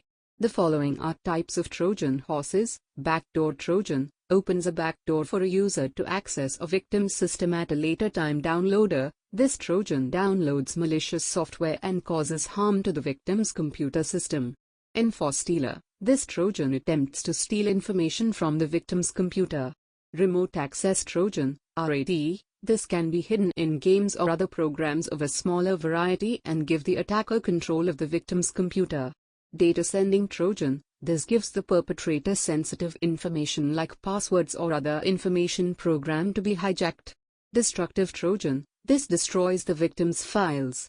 Proxy Trojan. As a proxy server, this allows the attacker to hijack a victim's computer and conduct illegal activities from the victim's computer. Spyware. Spyware is infiltration software that secretly monitors unsuspecting users.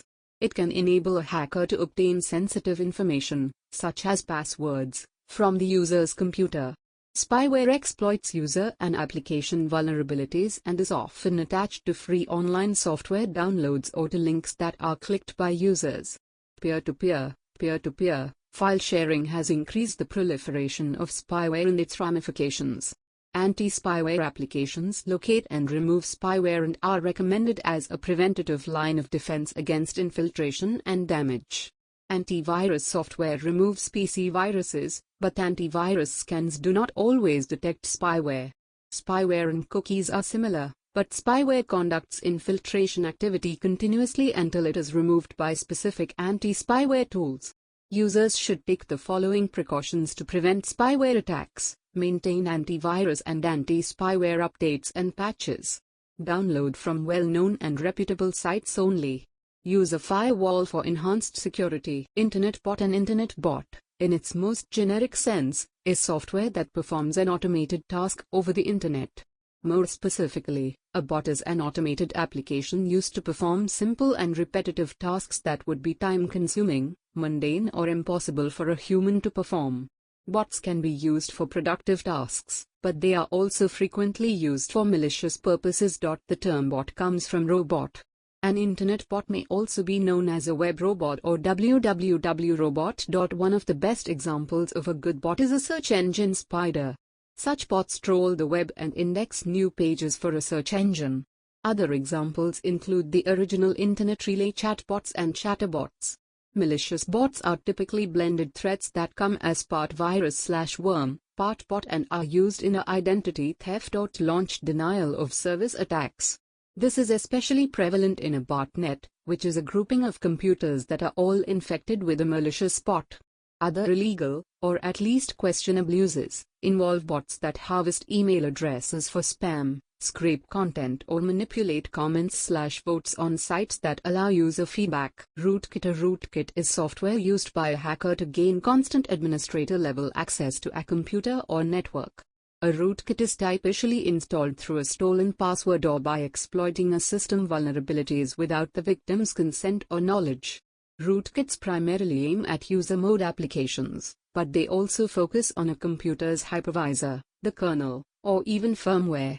Rootkits can completely deactivate or destroy the anti-malware software installed in an infected computer, thus making a rootkit attack difficult to track and eliminate. When done well, the intrusion can be carefully concealed so that even system administrators are unaware of it. Rootkits may be also presented as a Trojan or even as a hidden file along with a seemingly harmless file. This can be a graphic or even a silly application distributed via email. When the victim clicks the program or graphic, the rootkits are installed on their system without their knowledge. Some of the impacts of rootkits are often to provide the attacker with complete backdoor access, permitting them to falsify or steal documents. Hide other malware, especially keyloggers. The keyloggers may then be used to access and steal the victim's sensitive data. Enable the attacker to use the infected machine as a zombie computer to trigger attacks on others. Spoofing. Spoofing, in general, is a fraudulent or malicious practice in which communication is sent from an unknown source disguised as a source known to the receiver. Spoofing is most prevalent in communication mechanisms that lack a high level of security. Email spoofing is one of the best-known spoofs. Since core SMTP fails to offer authentication, it is simple to forge and impersonate emails. Spoofed emails may request personal information and may appear to be from a known sender. Such emails request the recipient to reply with an account number for verification. The email spoofer then uses this account number for identity theft purposes, such as accessing the victim's bank account, changing contact details and so on. The attacker, or spoofer, knows that if the recipient receives a spoofed email that appears to be from a known source, it is likely to be opened and acted upon. So a spoofed email may also contain additional threats like Trojans or other viruses. These programs can cause significant computer damage by triggering unexpected activities, remote access, deletion of files and more. Chapter 6: Computer Hackers. Certificate Examination in Prevention of Cybercrimes and Fraud Management.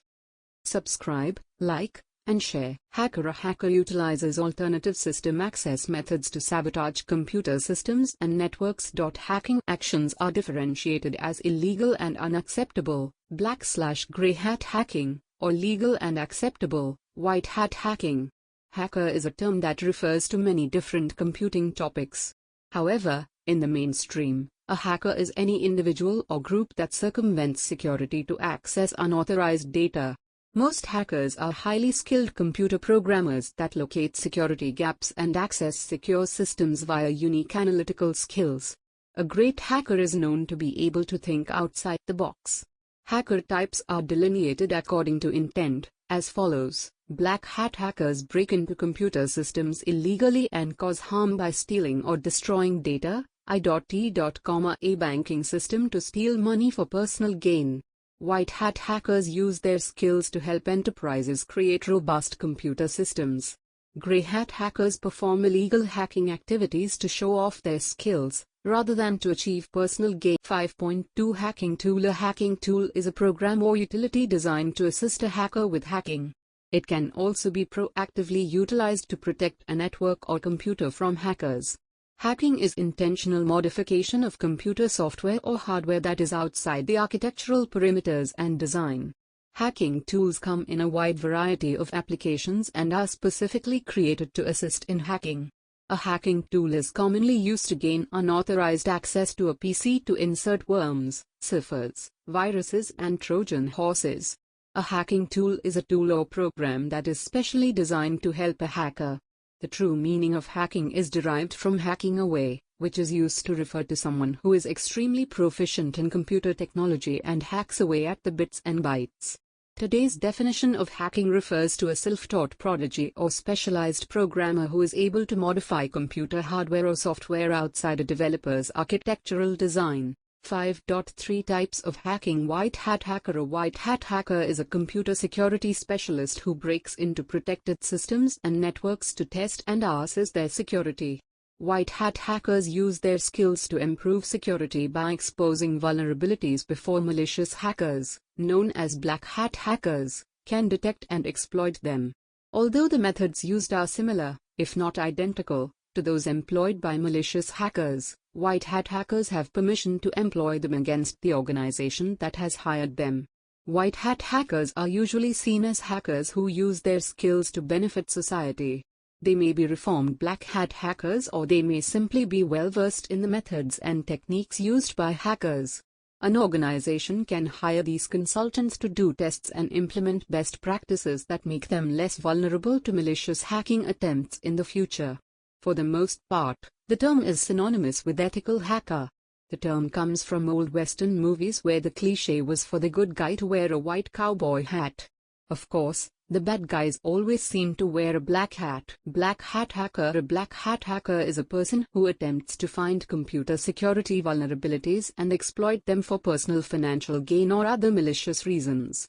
This differs from white hat hackers, which are security specialists employed to use hacking methods to find security flaws that black hat hackers may exploit. Black hat hackers can inflict major damage on both individual computer users and large organizations by stealing personal financial information, compromising the security of major systems, or shutting down or altering the function of websites and networks.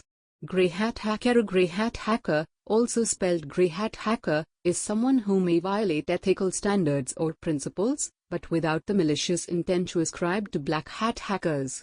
Grey hat hackers may engage in practices that seem less than completely above board, but are often operating for the common good. Grey hat hackers represent the middle ground between white hat hackers, who operate on behalf of those maintaining secure systems, and black hat hackers who act maliciously to exploit vulnerabilities in systems.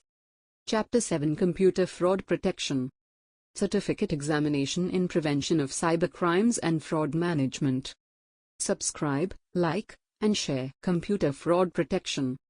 Security controls are safeguards or countermeasures to avoid, detect, counteract, or minimize security risks to physical property, information, computer systems, or other assets. They can be classified by several criteria. For example, according to the time that they act, relative to a security incident, before the event. Preventive controls are intended to prevent an incident from occurring, for example by locking out unauthorized intruders, during the event. Detective controls are intended to identify and characterize an incident in progress, for example by sounding the intruder alarm and alerting the security guards or police, after the event. Corrective controls are intended to limit the extent of any damage caused by the incident, for example by recovering the organization to normal working status as efficiently as possible.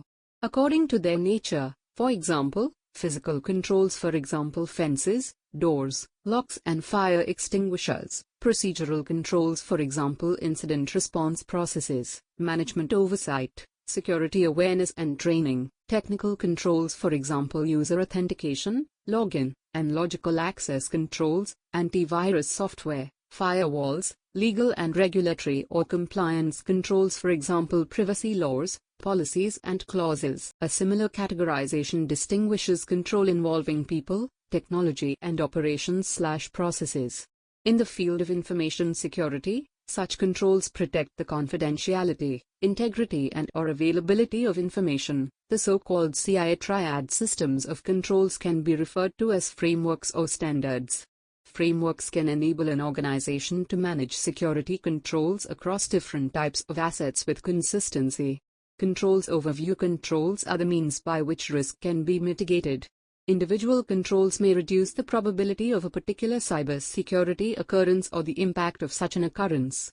Typically, to reduce both probability and impact of the occurrence, multiple controls will be applied.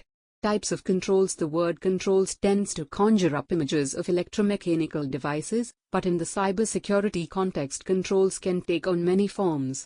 Some examples of example control types. Directive controls. Directive controls may be administrative instruments such as policies, standards and procedures. An example of a directive control would be the creation of an acceptable use policy for employee use of information resources. Preventive controls. A preventative control attempts to make the occurrence of a breach less likely by making it more difficult for the threat source to cause one. Examples are security guards, security fences, security training, firewalls and intrusion prevention systems. Detective controls. A detective control detects a security breach once it has occurred. Examples are intruder alarms, intrusion detection systems, system monitoring and log monitoring. Corrective controls. A corrective control reduces the effect of a security breach. An example is an antivirus system isolating an infected file. Recovery controls. A recovery control aims to restore business operations after a security breach. Encryption. Encryption types. Symmetric encryption is the use of the same key and algorithm by the creator and reader of a file or message. The creator uses the key and algorithm to encrypt, and the reader uses both to decrypt. Symmetric encryption relies on the secrecy of the key. If the key is captured by an attacker, either when it is exchanged between the communicating parties, or while one of the parties uses or stores the key, the attacker can use the key and the algorithm to decrypt messages or to masquerade as a message creator. Asymmetric encryption lessens the risk of key exposure by using two mathematically related keys, the private key and the public key. When one key is used to encrypt, only the other key can decrypt. Therefore, only one key, the private key, must be kept secret.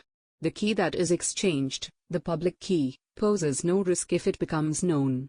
For instance, if individual A has a private key and publishes the public key, individual B can obtain the public key, encrypt message to individual A, and send it. As long as an individual keeps his private key secure from disclosure, only individual A will be able to decrypt the message. 2. Typical areas or situations requiring deployment of cryptographic techniques, given the risks involved, include transmission and storage of critical and/or sensitive data/information in an untrusted environment or where a higher degree of security is required, generation of customer PINs which are typically used for card transactions and online services, detection of any unauthorized alteration of data/information and verification of the authenticity of transactions or data/information. 3. Since security is primarily based on the encryption keys, effective key management is crucial. Effective key management systems are based on an agreed set of standards, procedures, and secure methods that address a. Generating keys for different cryptographic systems and different applications. B. Generating and obtaining public keys and distributing keys to intended users, including how keys should be activated when received. C. Storing keys, including how authorized users obtain access to keys and changing or updating keys, including rules on when keys should be changed and how this will be done. D. Dealing with compromised keys, revoking keys and specifying how keys should be withdrawn or deactivated. D. Recovering keys that are lost or corrupted as part of business continuity management. F. Archiving, destroying keys. G. Logging the auditing of key management-related activities. H. Instituting defined activation and deactivation dates, limiting the usage period of keys. 4. Secure key management systems are characterized by the following precautions. A. Additional physical protection of equipment used to generate, store and archive cryptographic keys. B. Use of cryptographic techniques to maintain cryptographic key confidentiality. C. Segregation of duties, with no single individual having knowledge of the entire cryptographic key, i.e. two-person controls, or having access to all the components making up these keys. D. Ensuring key management is fully automated, for example, personnel do not have the opportunity to expose a key or influence the key creation. E. Ensuring no key ever appears unencrypted. F. Ensuring keys are randomly chosen from the entire key space, preferably by hardware. G. Ensuring key encrypting keys are separate from data keys. No data ever appears in clear text that was encrypted using a key encrypting key. A key encrypting key is used to encrypt other keys, securing them from disclosure. H. Make sure that keys with a long life are sparsely used. The more a key is used, the greater the opportunity for an attacker to discover the key. I. Ensuring keys are changed frequently. J. Ensuring keys that are transmitted are sent securely to well-authenticated parties. K. Ensuring key generating equipment is physically and logically secure from construction through receipt, installation, operation, and removal from service.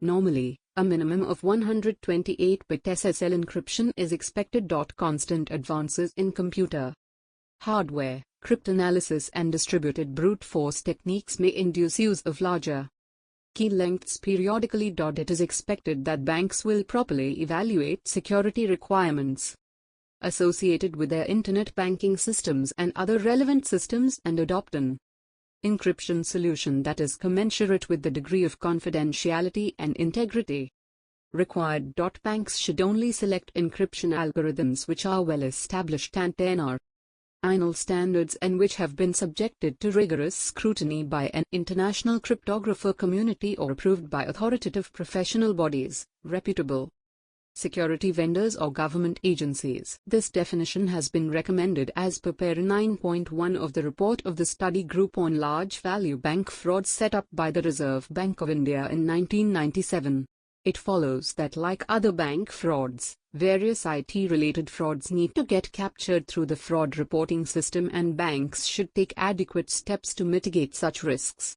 Roles/responsibilities and organizational structure for fraud risk management. Indian banks follow the RBI guideline of reporting all frauds above 1 crore to their respective audit committee of the board. Apart from this, banks are also putting up a detailed annual review of frauds to their audit committee of the board. The Board for Financial Supervision, BFS, of RBI has observed that in terms of higher governance standards, the fraud risk management and fraud investigation must be owned by the bank's CEO, Audit Committee of the Board and the Special Committee of the Board. Special Committee of the Board for monitoring large value frauds. Banks are required to constitute a special committee for monitoring and follow-up of cases of frauds involving amounts of 1 crore and above exclusively, while the Audit Committee of the Board, ACB, may continue to monitor all the cases of frauds in general. Most retail cyber frauds and electronic banking frauds would be of values less than 1 crore and hence may not attract the necessary attention of the Special Committee of the Board. Since these frauds are large in number and have the potential to reach large proportions, it is imperative that the Special Committee of the Board be briefed separately on this to keep them aware of the proportions of the fraud, modus operandi and the steps taken by the bank to mitigate them. The Special Committee should specifically monitor and review the progress of the mitigating steps taken by the bank in case of electronic frauds and the efficacy of the same in containing fraud numbers and values at least on a quarterly basis. C. Separate department to manage frauds. The activities of fraud prevention, monitoring, investigation, reporting and awareness creation should be owned and carried out by an independent group in the bank. The group should be adequately staffed and headed by a senior official of the bank, not below the rank of general manager. D. Fraud Review Councils. Fraud Review Councils should be set up by the above fraud risk management group within various business groups in the bank. The council should comprise of head of the business, head of the fraud risk management department, the head of operations supporting that particular business function and the head of information technology supporting that business function. The councils should meet every quarter to review fraud trends and preventive steps taken by the business group, and report the same to the special committee. Components of fraud risk management. I. Fraud prevention practices. A strong internal control framework is the strongest deterrence for frauds. The Fraud Risk Management Department, along with the business/operations/support groups, continuously reviews various systems and controls to remove gaps if any, and to strengthen the internal control framework. The following are some of the fraud prevention practices that are recommended for banks. A. Fraud vulnerability assessments. Fraud vulnerability assessments should be undertaken across the bank by the Fraud Risk Management Group. Apart from the business and the operations groups, such assessment also cover channels of the bank such as branches, internet, ATM and phone banking, as well as international branches, if any. During the course of a vulnerability assessment, all the processes should be assessed based on their fraud risk. Controls need to be checked and improvements suggested for tightening the same. These should be reviewed in the fraud review councils. Mystery shopping is an important constituent of vulnerability assessment. Transactions are introduced in live scenarios to test the efficacy of controls. The results of the mystery shopping exercises should be shared with the relevant groups in the fraud review councils and be used for further strengthening of controls. B. Review of new products and processes. No new product or process should be introduced or modified in a bank without the approval of control groups like compliance, audit and fraud risk management groups.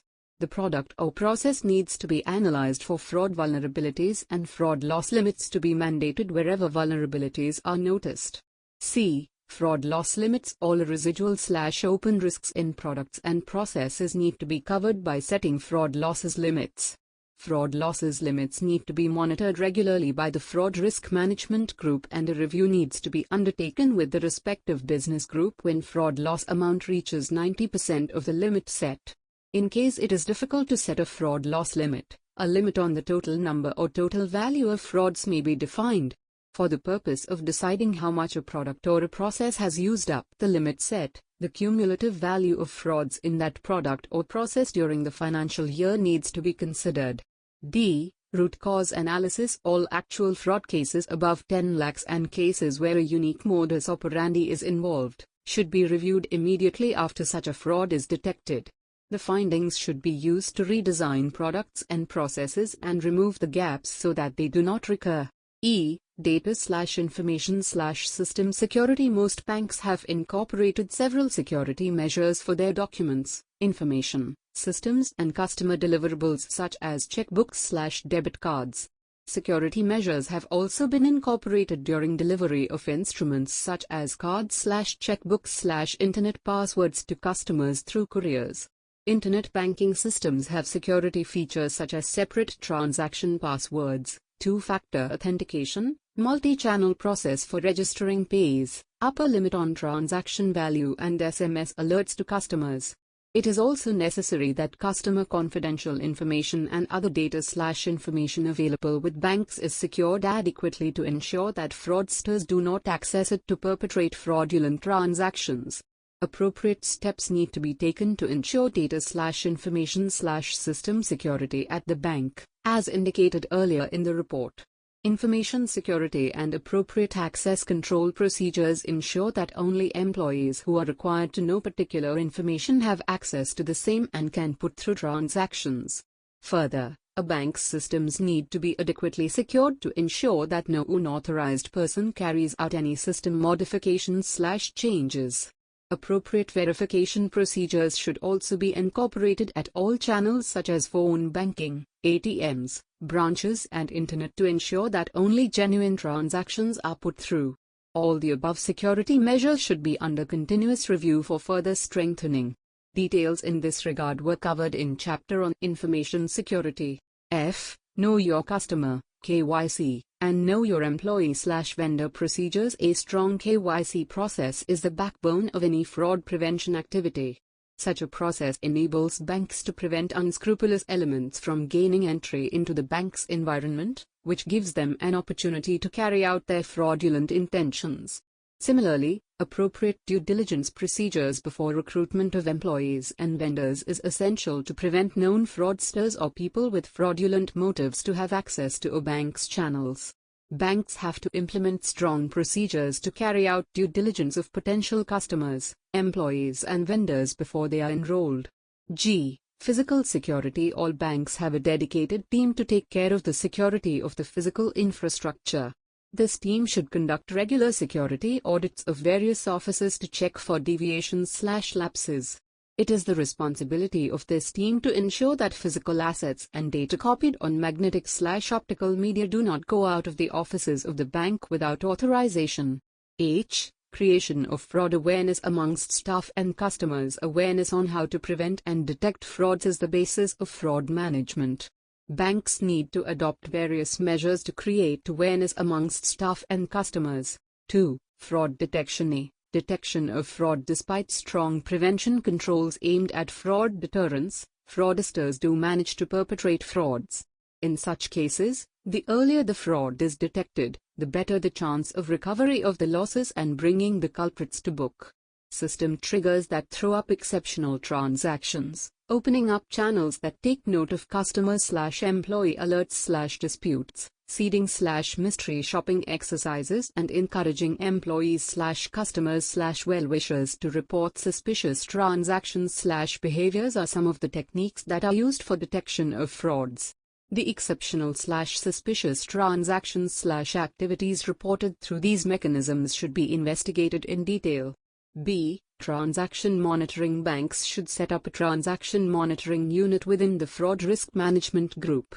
The transaction monitoring team should be responsible for monitoring various types of transactions, especially monitoring of potential fraud areas, by means of which early alarms can be triggered. This unit needs to have the expertise to analyze transactions to detect fraud trends. This unit should work in conjunction with the data warehousing and analytics team within banks for data extraction, filtering, and sanitization for transaction analysis for determining fraud trends. Banks should put in place automated systems for detection of frauds based on advanced statistical algorithms and fraud detection techniques. C. Alert generation and redressal mechanisms. Appropriate mechanisms need to be established in banks to take note of the disputes/exceptions or suspicions highlighted by various stakeholders including transaction monitoring teams in banks and to investigate them thoroughly. Banks should have a well-publicized whistleblowing mechanism. D. Dedicated email ID and phone number for reporting suspected frauds. Banks can have dedicated email IDs and phone numbers for customers to report any fraudulent activity that they may notice. A dedicated team can be created to reply to customer queries and concerns through the above email IDs. Phone banking officers and branch staff should also be trained on response to customers' queries and concerns on frauds. Mystery shopping and reviews. Continuous supervision and control by managers/supervisors on activities is important to detect any abnormal activity.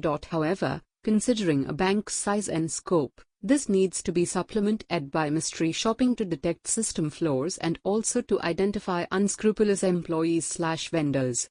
Immediate action needs to be taken on the findings of such reviews. Importance of early detection of frauds. A bank's fraud management function is effective if it is able to minimize frauds and when fraud occurs, is able to detect the fraud so that the loss is minimized. 3. Fraud investigation. The examination of a suspected fraud or an exceptional transaction or a customer dispute/alert in a bank shall be undertaken by Fraud Risk Management Group specific committee/team of employees constituted to examine the suspected fraud. External agencies, if any, as appointed by the bank. Fraud investigation function. It is widely accepted that fraud investigation is a specialized function. Thus, the Fraud Risk Management Group should undergo continuous training to enhance its skills and competencies. The first step in an investigation process is gathering the entire transaction details, documents and complete details of the customer/employee or vendor. In order to investigate into suspected cases, the group would adopt various advanced techniques including computer forensics, forensic accounting and tools to analyze large volumes of data. The investigation team may conduct oral interviews of customers or employees to understand the background and details of the case.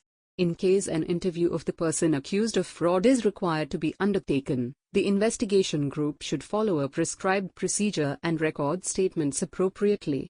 The investigation activities need to be carried out discreetly and within a specified timeline. The investigating team should take into account all the relationships of the involved parties with the bank while investigating and submitting an investigation report. The investigation report will help the respective business groups take a decision on all the relationships of the customer with the bank. The investigation report should conclude whether a suspected case is a fraud, and thereafter the report would form the basis for further actions such as regulatory reporting. In case of employee involvement in the fraud, the investigation report may be the basis of staff accountability and HR actions.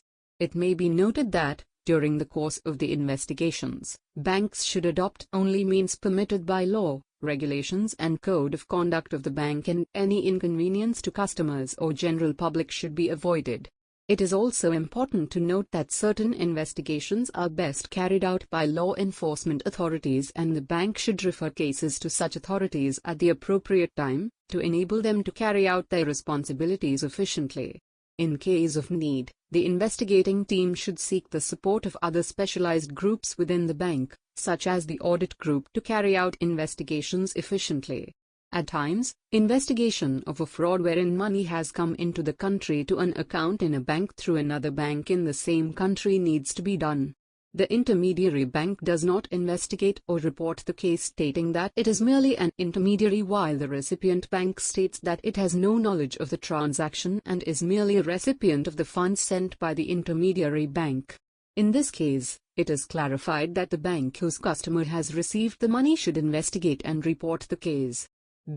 Recovery of fraud losses. The concerned group in a bank, in which the fraud has occurred, should make all-out efforts to recover the amount lost. They may use specialized groups like legal or collections for this purpose. The investigation team may also be able to recover some amounts during the course of their investigation. The police may also recover some amount during their investigation. This would be deposited in court pending final adjudication. The bank should liaise with the police and keep track of such amounts. For reporting of frauds. As per the guidelines on reporting of frauds as indicated in the RBI circular, dated July 1, 2010, fraud reports should be submitted in all cases of fraud of 1 lakh and above perpetrated through misrepresentation, breach of trust, manipulation of books of account, fraudulent encashment of instruments like checks, drafts and bills of exchange, unauthorized handling of securities charged to the bank, misfeasance, embezzlement, misappropriation of funds, conversion of property, cheating, shortages, irregularities, etc. Banks should also report frauds in the electronic channels and the variants of plastic cards used by a bank and its customers for concluding financial transactions. A. Frauds in merchant acquiring business. A special mention needs to be made here of frauds done by collusive merchants who use skimmed/stolen cards on the POS terminals given to them by banks and then abscond with the money before the chargeback is received on the transaction.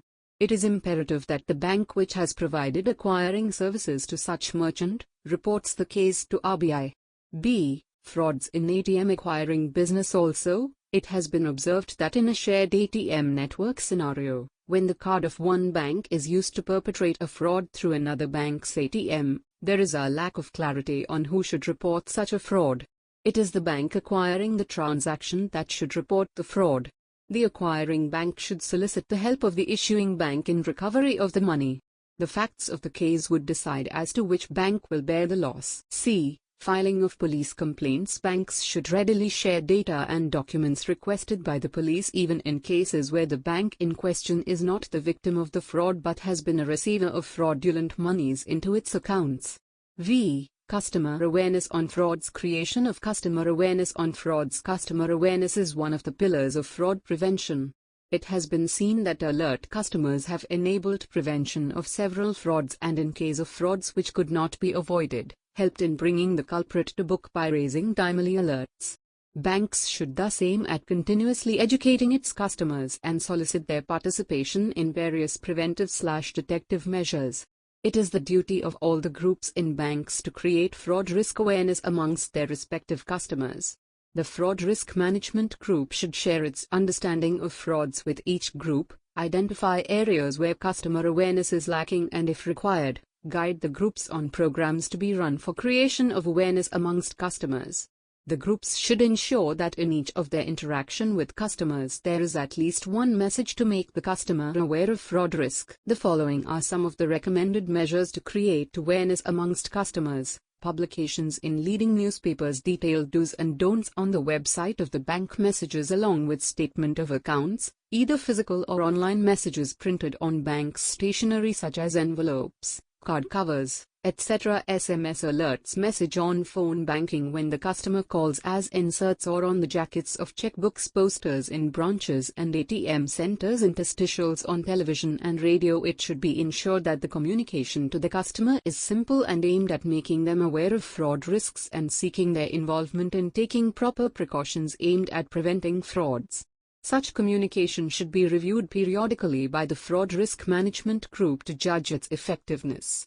Y. Employee awareness and training. A. Creation of employee awareness. Employee awareness is crucial to fraud prevention. Training on fraud prevention practices should be provided by the Fraud Risk Management Group at various forums.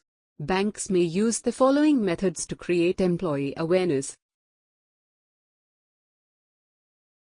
Classroom training programs at the time of induction or during risk-related training sessions. Publication of newsletters on frauds covering various aspects of frauds and containing important message on fraud prevention from senior functionaries of the bank. E-learning module on fraud prevention. Online games based on fraud risks in specific products or processes. E-tests on prevention practices and controls. Detailed do's and don'ts put up on the worksite of the employee. Safety tips flashed at the time of logging into core banking system and number 40, CBS and number 41, screensavers, etc. Emails sent by the respective business heads. Posters on various safety measures at the workplace. Messages/discussions during daily work huddles rewarding employees on fraud prevention. A positive way of creating employee awareness is to reward employees who have gone beyond their call of duty and prevented frauds. Awards may be given to employees who have done exemplary work in preventing frauds. Details of employees receiving such awards may be published in the fraud newsletters. Chapter 7 Incident Management Certificate Examination in Prevention of Cybercrimes and Fraud Management. Subscribe, like, and share. Incident Management. Incident management is defined as the process of developing and maintaining the capability to manage incidents within a bank so that exposure is contained and recovery achieved within a specified time objective. Incidents can include the misuse of computing assets, information disclosure or events that threaten the continuance of business processes. 2. Major activities that need to be considered as part of the incident management framework include a. Developing and implementing processes for preventing, detecting, analyzing and responding to information security incidents. B. Establishing escalation and communication processes and lines of authority. C. Developing plans to respond to undocumented information security incidents. D. Establishing the capability to investigate information security incidents through various modes like forensics, evidence collection and preservation, log analysis, interviewing, etc. E. Developing a process to communicate with internal parties and external organizations, for example, regulator, media, law enforcement, customers. F. Integrating information security incident response plans with the organization's disaster recovery and business continuity plan. G. Organizing, training and equipping teams to respond to information security incidents. H. Periodically testing and refining information security incident response plans. I. Conducting post-mortem analysis and reviews to identify causes of information security incidents, developing corrective actions and reassessing risk, and adjusting controls suitably to reduce the related risks in the future. 3. Common incident types include, but not limited to, outages/degradation of services due to hardware, software or capacity issues, unauthorized access to systems, identity theft, data leakage/loss, malicious software and hardware, failed backup processes, denial of service attacks and data integrity issues. 4. A bank needs to have clear accountability and communication strategies to limit the impact of information security incidents through defined mechanisms for escalation and reporting to the board and senior management and customer communication, where appropriate. Incident management strategies would also typically assist in compliance with regulatory requirements. Institutions would also need to proactively notify CERT/IDRT/RBI regarding cybersecurity incidents. V. All security incidents or violations of security policies should be brought to the notice of the CISO. Electronic cards, credit cards and debit cards. As mentioned above, India is one of the fastest growing countries in the plastic money segment. Already there are 130 million cards in circulation, which is likely to increase at a very fast pace due to rampant consumerism. India's card market has been recording a growth rate of 30% in the last 5 years. Card payments form an integral part of payments in India because customers make many payments on their card, paying their bills, transferring funds and shopping. Ever since debit cards entered India, in 1998 they have been growing in number and today they consist of nearly 3/4 of the total number of cards in circulation. Credit cards have shown a relatively slower growth even though they entered the market 1 decade before debit cards. Only in the last 5 years has there been an impressive growth in the number of credit cards by 74.3% between 2004 and 2008. It is expected to grow at a rate of about 60% considering levels of employment and disposable income. Majority of credit card purchases come from expenses on jewelry, dining and shopping. Another recent innovation in the field of plastic money is co-branded credit cards, which combine many services into one card where banks and other retail stores, airlines, telecom companies enter into business partnerships. This increases the utility of these cards and hence they are used not only in ATMs but also at point of sale, POS, terminals and while making payments on the net. Prepaid payment instruments. Eligibility. Banks who comply with the eligibility criteria would be permitted to issue all categories of prepaid payment instruments. Non-banking financial companies, NBFCs, and other persons would be permitted to issue only semi-closed system payment instruments. Capital requirements. Banks and non-banking financial companies which comply with the capital adequacy requirements prescribed by Reserve Bank of India from time to time, shall be permitted to issue prepaid payment instruments. All other persons shall have a minimum paid-up capital of 100 lakh rupees and positive net owned funds. Safeguards against money laundering, KYC/AML/CFT, provisions. The maximum value of any prepaid payment instruments, where specific limits have not been prescribed including the amount transferred, shall not exceed Rs 100,000/. Deployment of money collected. Non-bank persons issuing payment instruments are required to maintain their outstanding balance in an escrow account with any scheduled commercial bank subject to the following conditions. The amount so maintained shall be used only for making payments to the participating merchant establishments. No interest is payable by the bank on such balances.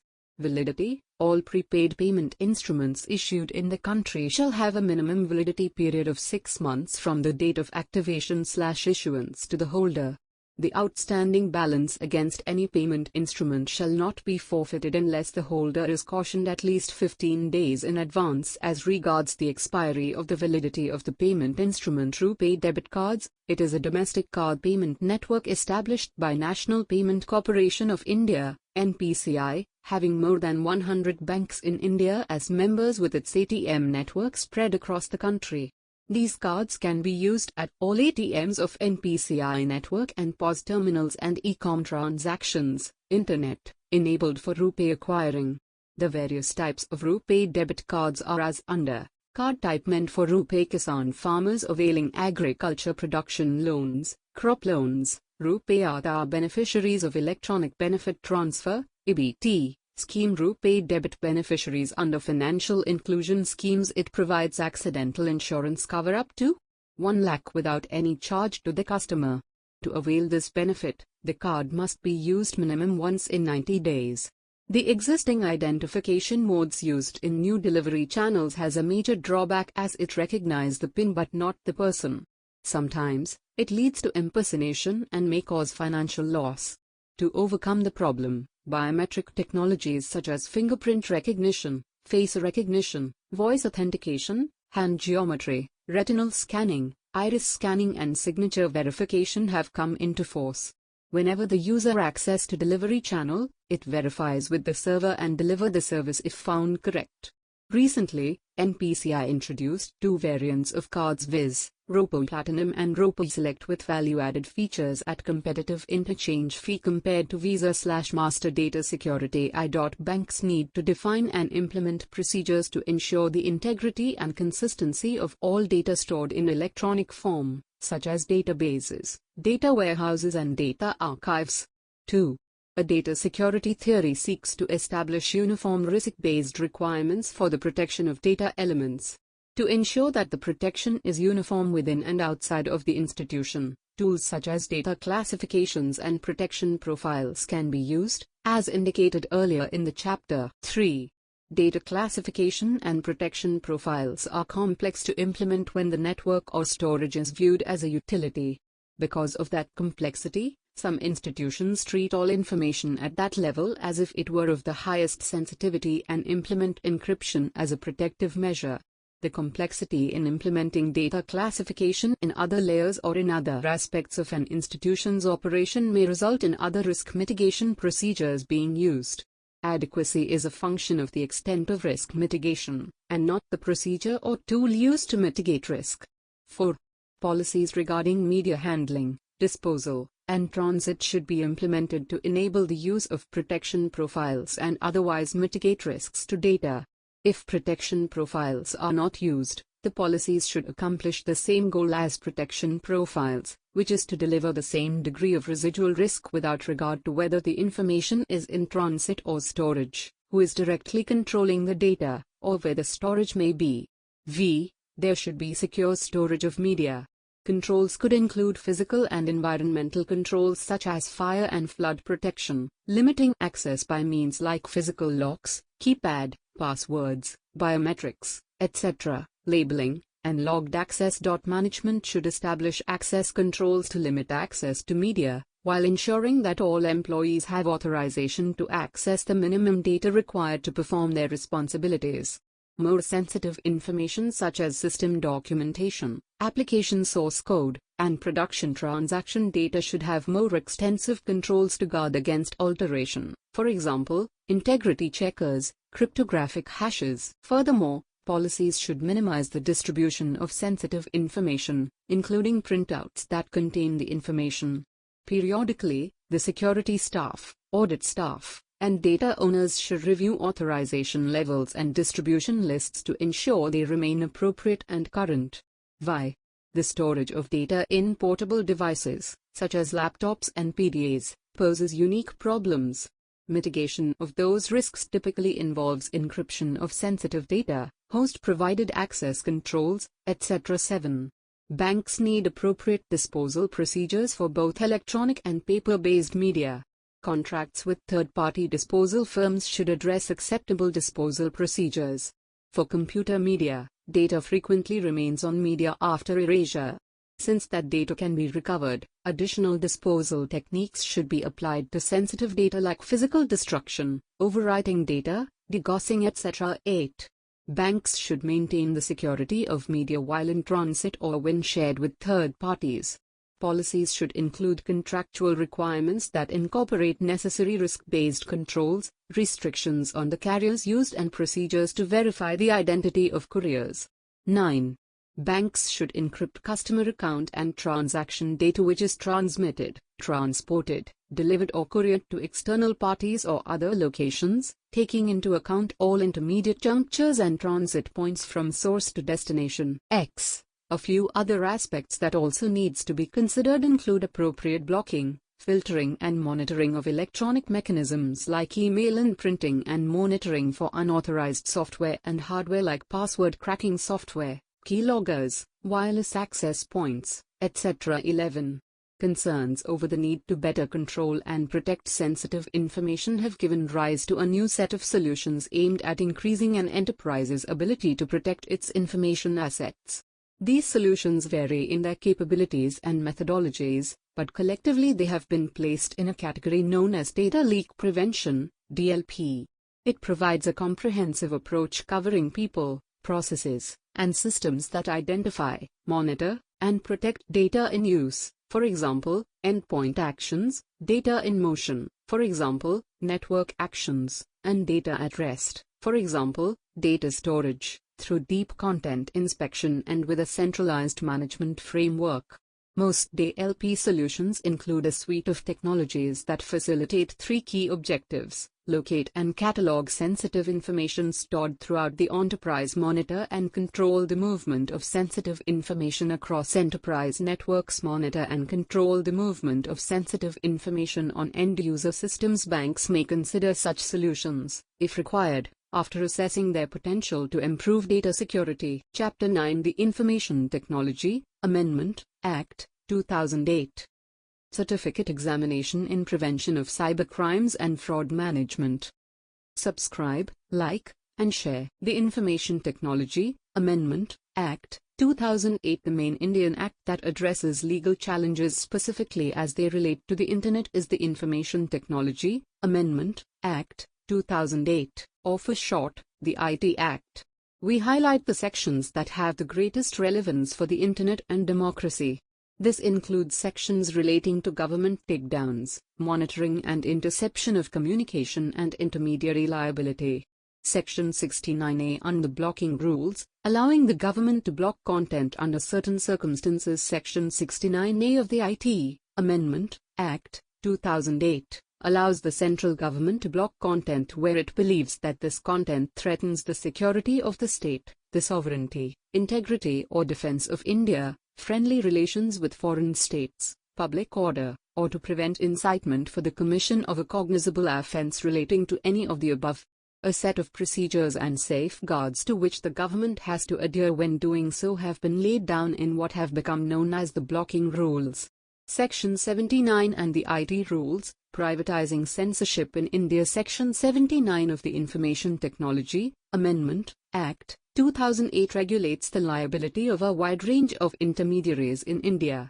The section came in the limelight mostly because of the infamous Intermediary Guidelines Rules, or IT rules, which were made under it.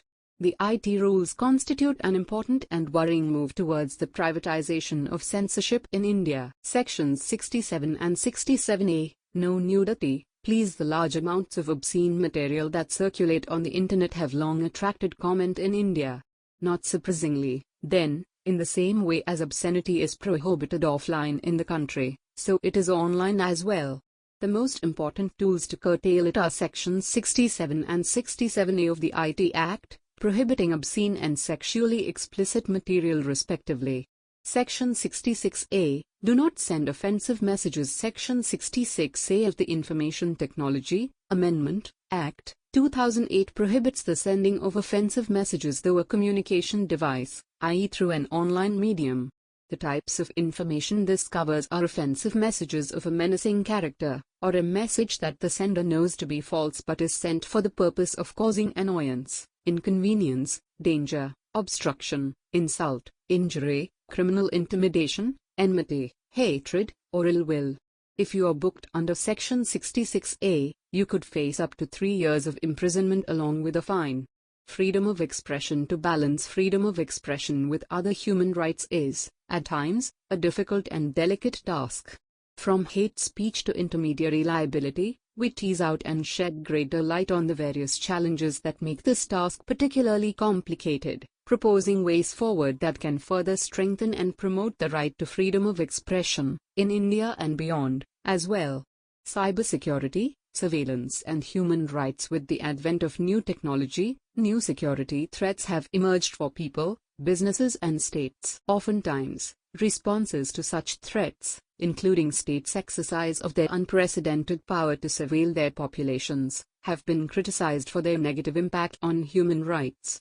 Can security and human rights no longer be reconciled in the Internet age? The Information Technology Amendment Act 2008, an act to amend the IT Act 2000, received the assent of the President on 5 February 2009. Several legal and security experts are in the process of analyzing the contents and possible impacts of the amendments. The objective of this note is to try and study the possible implications and impacts on Indian companies. This note is not intended to be a comprehensive analysis of the amendments, but only certain key points which could impact Indian companies' data protection. The IT Act 2000 did not have any specific reference to data protection, the clause being a provision to treat data vandalism as an offense. The government introduced a separate bill called Personal Data Protection Act 2006, which is pending in the Parliament and is likely to lapse. The ETA 2008 has introduced 2 sections which address data protection aspects to an extent, which gives rise to certain key considerations for the sector.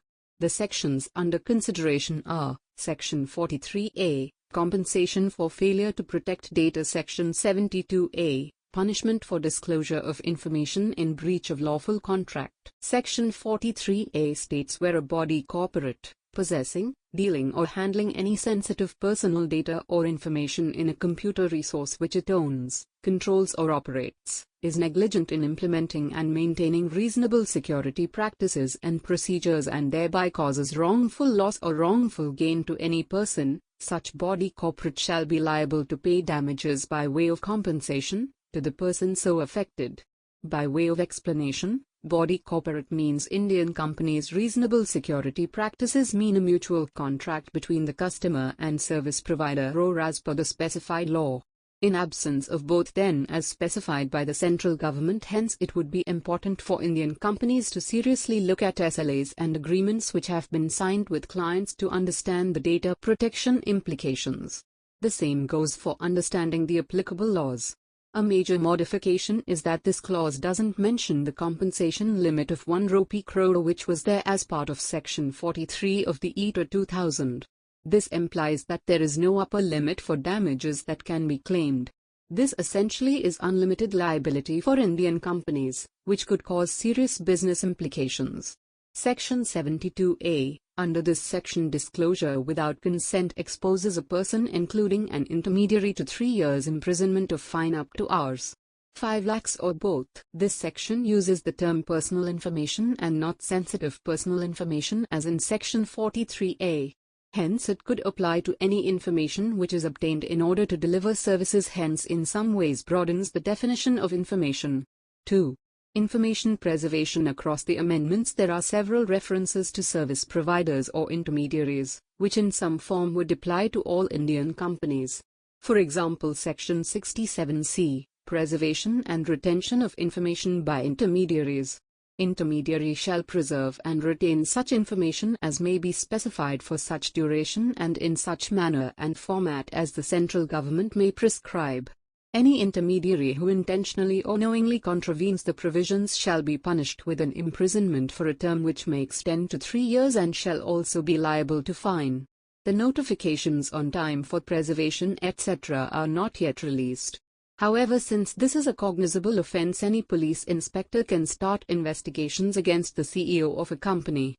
Apart from the two aspects discussed in this note, there are other areas which could also be considerations for example Sec 69, power to issue directions for interception or monitoring or decryption of any information through any computer resource. Sec 69b, power to authorize to monitor and collect traffic data or information through any computer resource for cybersecurity. Etc. In summary, IT risk management and response needs to be looked at by all companies for various reasons, including customer assurance, compliance, customer regulations, protection of information assets etc. The ETA 2008 amendments provide us with few additional factors for considerations which could have significant impact on business. Information technology regulations and laws would only get more stringent and defined, hence it's imperative for organizations to be aware and prepared. The Information Systems Audit Group assesses the university's critical systems, technology architecture and processes to assure information assets are protected, reliable, available and compliant with university policies and procedures, as well as applicable laws and regulations. We emphasize the importance of mitigating security risks during our audit coverage of the university's application, operating and networking systems. Through our integrated and IT governance audits, we evaluate information technology's impact on the university's processes and its abilities to achieve its goals and objectives. Our evaluations are objective and professional, utilizing COBIT, control objectives for information and related technology, framework, an international standard for good IT control practices.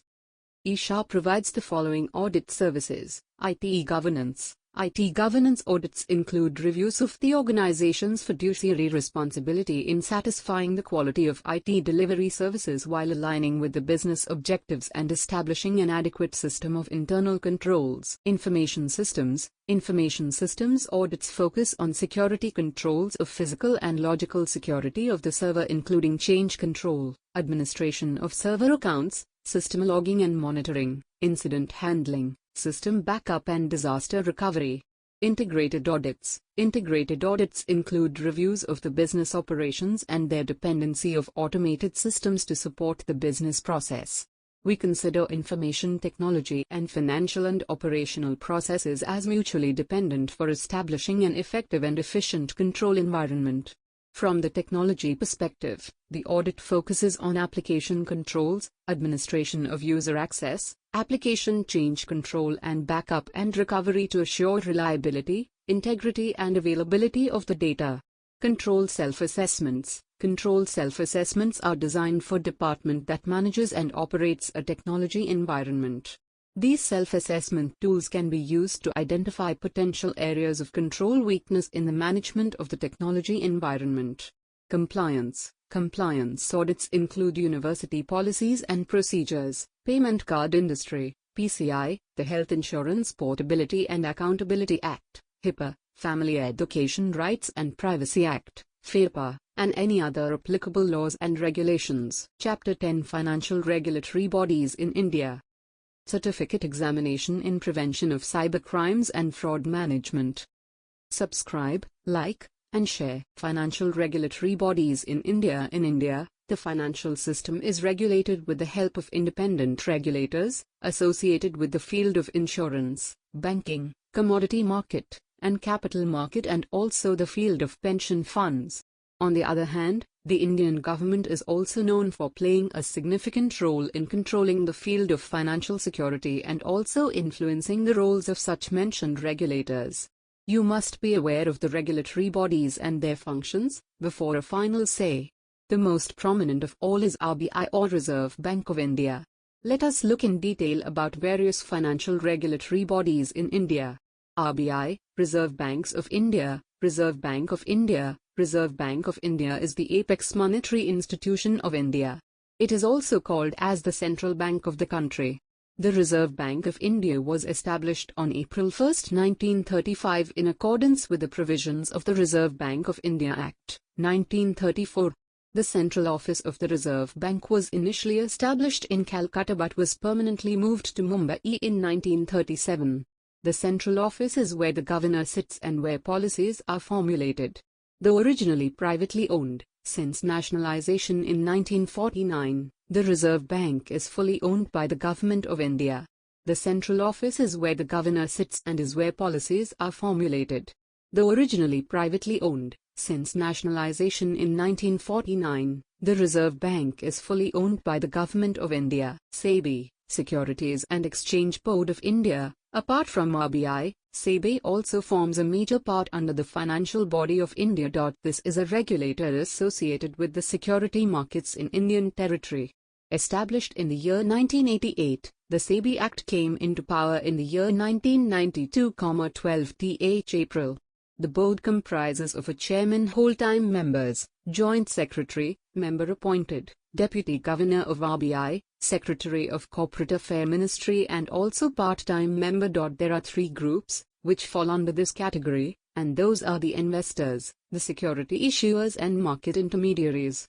FRA, Pension Fund Regulatory and Development Authority. Pension Fund Regulatory is a pension-related authority, which was established in the year 2003 by the Indian government. It is authorized by the Finance Ministry, and it helps in promoting income security of old age by regulating and also developing pension funds. On the other hand, this group can also help in protecting the interest rate of the subscribers, associated with the schemes of pension money along with the related matters. FRA is also responsible for the appointment of different other intermediate agencies like pension fund managers, CRA, NPS Trustee Bank and more. FMC, Forward Markets Commission. Other than the financial bodies mentioned above, FMC also plays a major role. It is the chief regulator of the commodity MCX, NCDEX, NMCE, UCX etc., of the Indian futures market. As per the latest news feed, it has regulated the amount of 17 trillion rupees under the commodity trades. Headquarter is located in Mumbai, and the Financial Regulatory Agency is working in collaboration with the Finance Ministry. The chairman of FMC works together with the members of the same organization to meet the required ends. The main aim of this body is to advise the central government on matters of the Forwards Contracts Act, 1952. IRDA, Insurance Regulatory and Development Authority. Lastly, it is better to mention the name of IRDA or Insurance Regulatory and Development Authority, as a major part of the financial body. This company is going to regulate the apex statutory body, which will regulate and at the same time, develop the insurance industry. It comprised of the Indian Parliamentary Act and was passed duly by the Indian government. Headquarter of this group is in Hyderabad, and it was shifted from Delhi to Hyderabad. These are some of the best possible points, which you can try and focus at, while dealing with financial bodies of India. The Reserve Bank of India issued new guidance in April 2011 for banks to mitigate the risks of use of information technology in banking operations. RBI guidelines are a result of the working group's recommendations on information security, electronic banking, technology risk management and cyber fraud. The working group was formed under the chairmanship of G. Gopalakrishna, the executive director of RBI in April 2010. The guidance is largely driven by the need for mitigating cyber threats emerging from increasing adoption of IT by commercial banks in India. Recommendations are made in 9 broad areas, including 1. IT governance, emphasizes the IT risk management accountability on a bank's board of directors and executive management. Focus includes creating an organizational structure and process to ensure that a bank's IT security sustains and extends business strategies and objectives. 2. Information security, maintaining a framework to guide the development of a comprehensive information security program, which includes forming a separate information security function to focus exclusively on information security and risk management, distinct from the activities of an information technology department. These guidelines specify that the Chief Information Security Officer needs to report directly to the Head of Risk Management and should not have a direct reporting relationship with the Chief Information Officer. 3. IT operations, specialized organizational capabilities that provide value to customers, including IT service management, infrastructure management, application lifecycle management and IT operations a risk framework. 4. IT services outsourcing places the ultimate responsibility for outsourcing operations and management of inherent risk in such relationships on the board and senior management. Focus includes effective selection of service provider, monitoring and control of outsourced activities and risk evaluation and management. 5. Information security audit, the need for banks to reassess its audit processes and ensure that they provide an independent and objective view of the extent to which the risks are managed. This topic focuses on defining the roles and responsibilities of the audit stakeholders and planning and execution of the audit. 6. Cyber fraud defines the need for an industry-wide framework on fraud governance with particular emphasis on tackling electronic channel-based frauds. Focus includes creating an organizational structure for fraud risk management and a special committee for monitoring large-value fraud. 7. Business continuity planning focuses on policies, standards and procedures to ensure continuity, resumption and recovery of critical business processes. Also, this topic emphasizes implementing a framework to minimize the operational, financial, legal, reputational and other material consequences arising from such a disaster. 8. Customer education, the need to implement consumer awareness framework and programs on a variety of fraud-related issues. 9. Legal issues, defines the need to put effective processes in place to ensure that legal risks arising from cyber laws are identified and addressed at banks. It also focuses on board's consultation with legal department on steps to mitigate business risks within the bank. Background: technology has become a part of all walks of life and across all business sectors, and even more so in banking. There has been massive use of technology across many areas of banking business in India, both from the asset and the liability side of a bank's balance sheet. Delivery channels have immensely increased the choices offered to the customer to conduct transactions with ease and convenience. Various wholesale and retail payment and settlement systems have enabled faster means of moving the money to settle funds among banks and customers, facilitating improved turnover of commercial and financial transactions.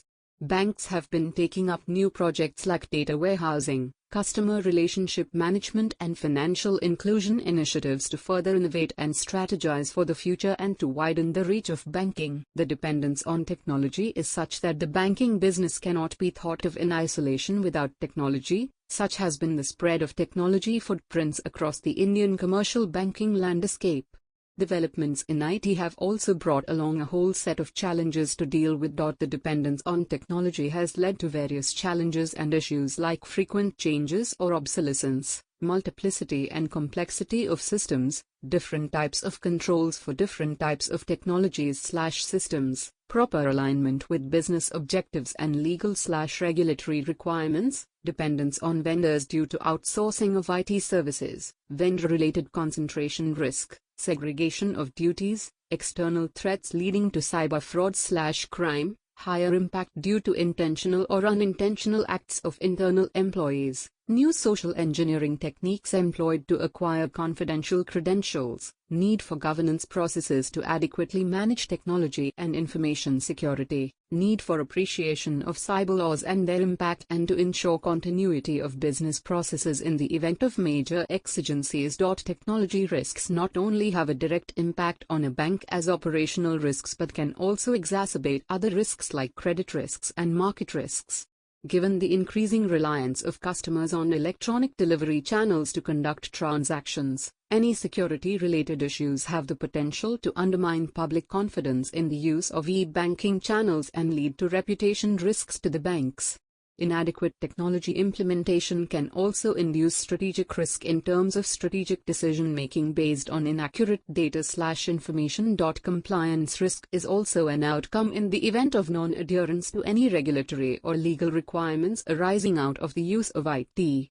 These issues ultimately have the potential to impact the safety and soundness of a bank and in extreme cases may lead to systemic crisis. Keeping in view the changing threat milieu and the latest international standards, it was felt that there was a need to enhance RBI guidelines relating to the governance of IT, information security measures to tackle cyber fraud apart from enhancing independent assurance about the effectiveness of IT controls.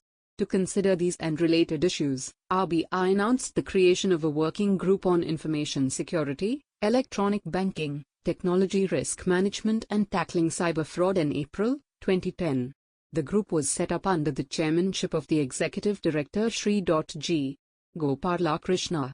The group delved into various issues arising out of the use of information technology in banks and made its recommendations in 9 broad areas.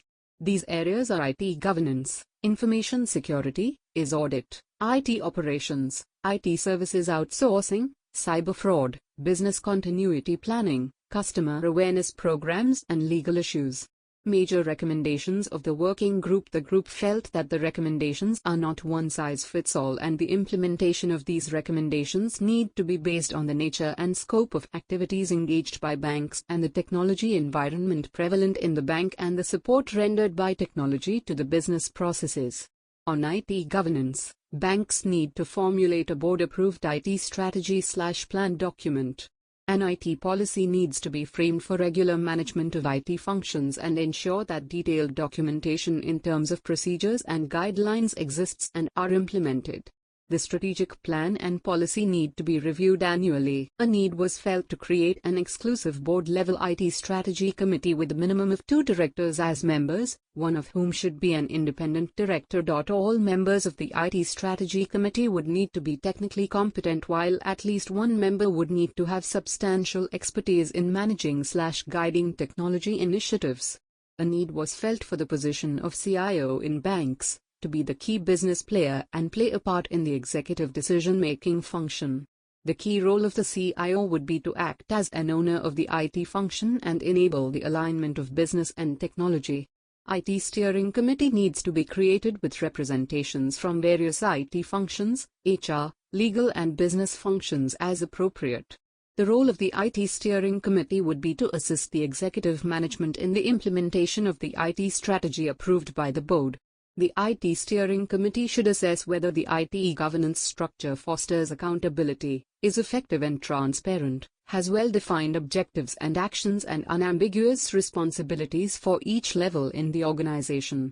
The organizational structure for IT should be commensurate with the size, scale and nature of business activities carried out by the bank and the underlying support provided by information systems for business functions. Key focus areas of IT governance that need to be considered include strategic alignment, value delivery, risk management, resource management and performance management. Requirements for trained resources with requisite skill sets for the IT function need to be understood and assessed appropriately. A periodic assessment of the training requirements for human resources should be made to ensure that sufficient, competent and capable human resources are available. The board needs to be adequately aware of IT resources and infrastructure available to meet required strategic business objectives and ensure that the process is in place to record the resources available/potentially available to the bank. Performance of IT function should be monitored to ensure delivery on time and within budget, with appropriate functionality and with intended benefits. Banks need to establish and maintain an enterprise information model to enable applications development and decision-supporting activities, consistent with IT strategy. The model should facilitate optimal creation, use and sharing of information by a business, in a way that it maintains integrity, and is flexible, functional, cost-effective, timely, secure and resilient to failure. There is also a need to maintain an enterprise data dictionary that incorporates the organization's data syntax rules.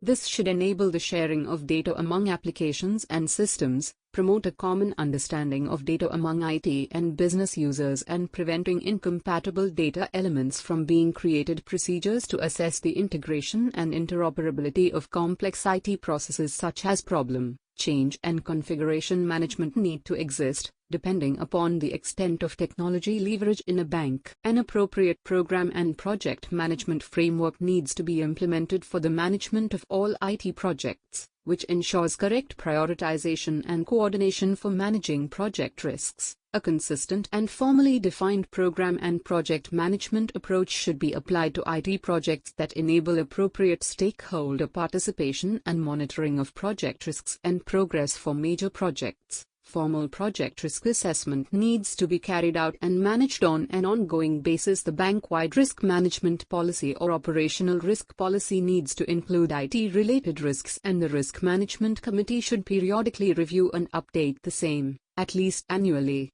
IT function needs to support a robust and comprehensive management information system with respect to various business functions as per business needs and in coordination with business personnel so as to provide inputs for effective decision-making by management components of well-known IT control frameworks such as COBIT as applicable to each bank's technology environment may be considered for implementation in a phased manner, providing a standardized set of terms and definitions that are commonly interpreted by all stakeholders. Effective IT control practices and their monitoring are required to avoid breakdowns in internal control and oversight, increase efficiency, use resources optimally and increase the effectiveness of IT processes. Information on major IT projects that have a significant impact on the bank's risk profile and strategy needs to be reported to appropriate levels of management and undergo appropriate strategic and cost/reward analysis on a periodic basis. Project-level steering committees needs to be created to take responsibility for execution of the project plan, achievement of outcomes and project completion. An IT balanced scorecard may be considered for implementation, with approval from key stakeholders, to measure IT performance along different dimensions such as financial aspects, customer satisfaction, process effectiveness, future capability, and for assessing IT management performance. Banks may also consider assessing their IT maturity level, based on well-known international standards, design an action plan and implement the plan to reach the target maturity level. A forum in India, under the aegis of AUDIT, akin to the Financial Services Technology Consortium in the US, can work collaboratively to solve shared problems and challenges, as well as pioneer new technologies that benefits all banks. An exclusive forum for CIO and senior IT officials of banks, under the aegis of AUDIT, can be encouraged to enable sharing of experiences and discuss issues of contemporary relevance for the benefit of the industry as a whole.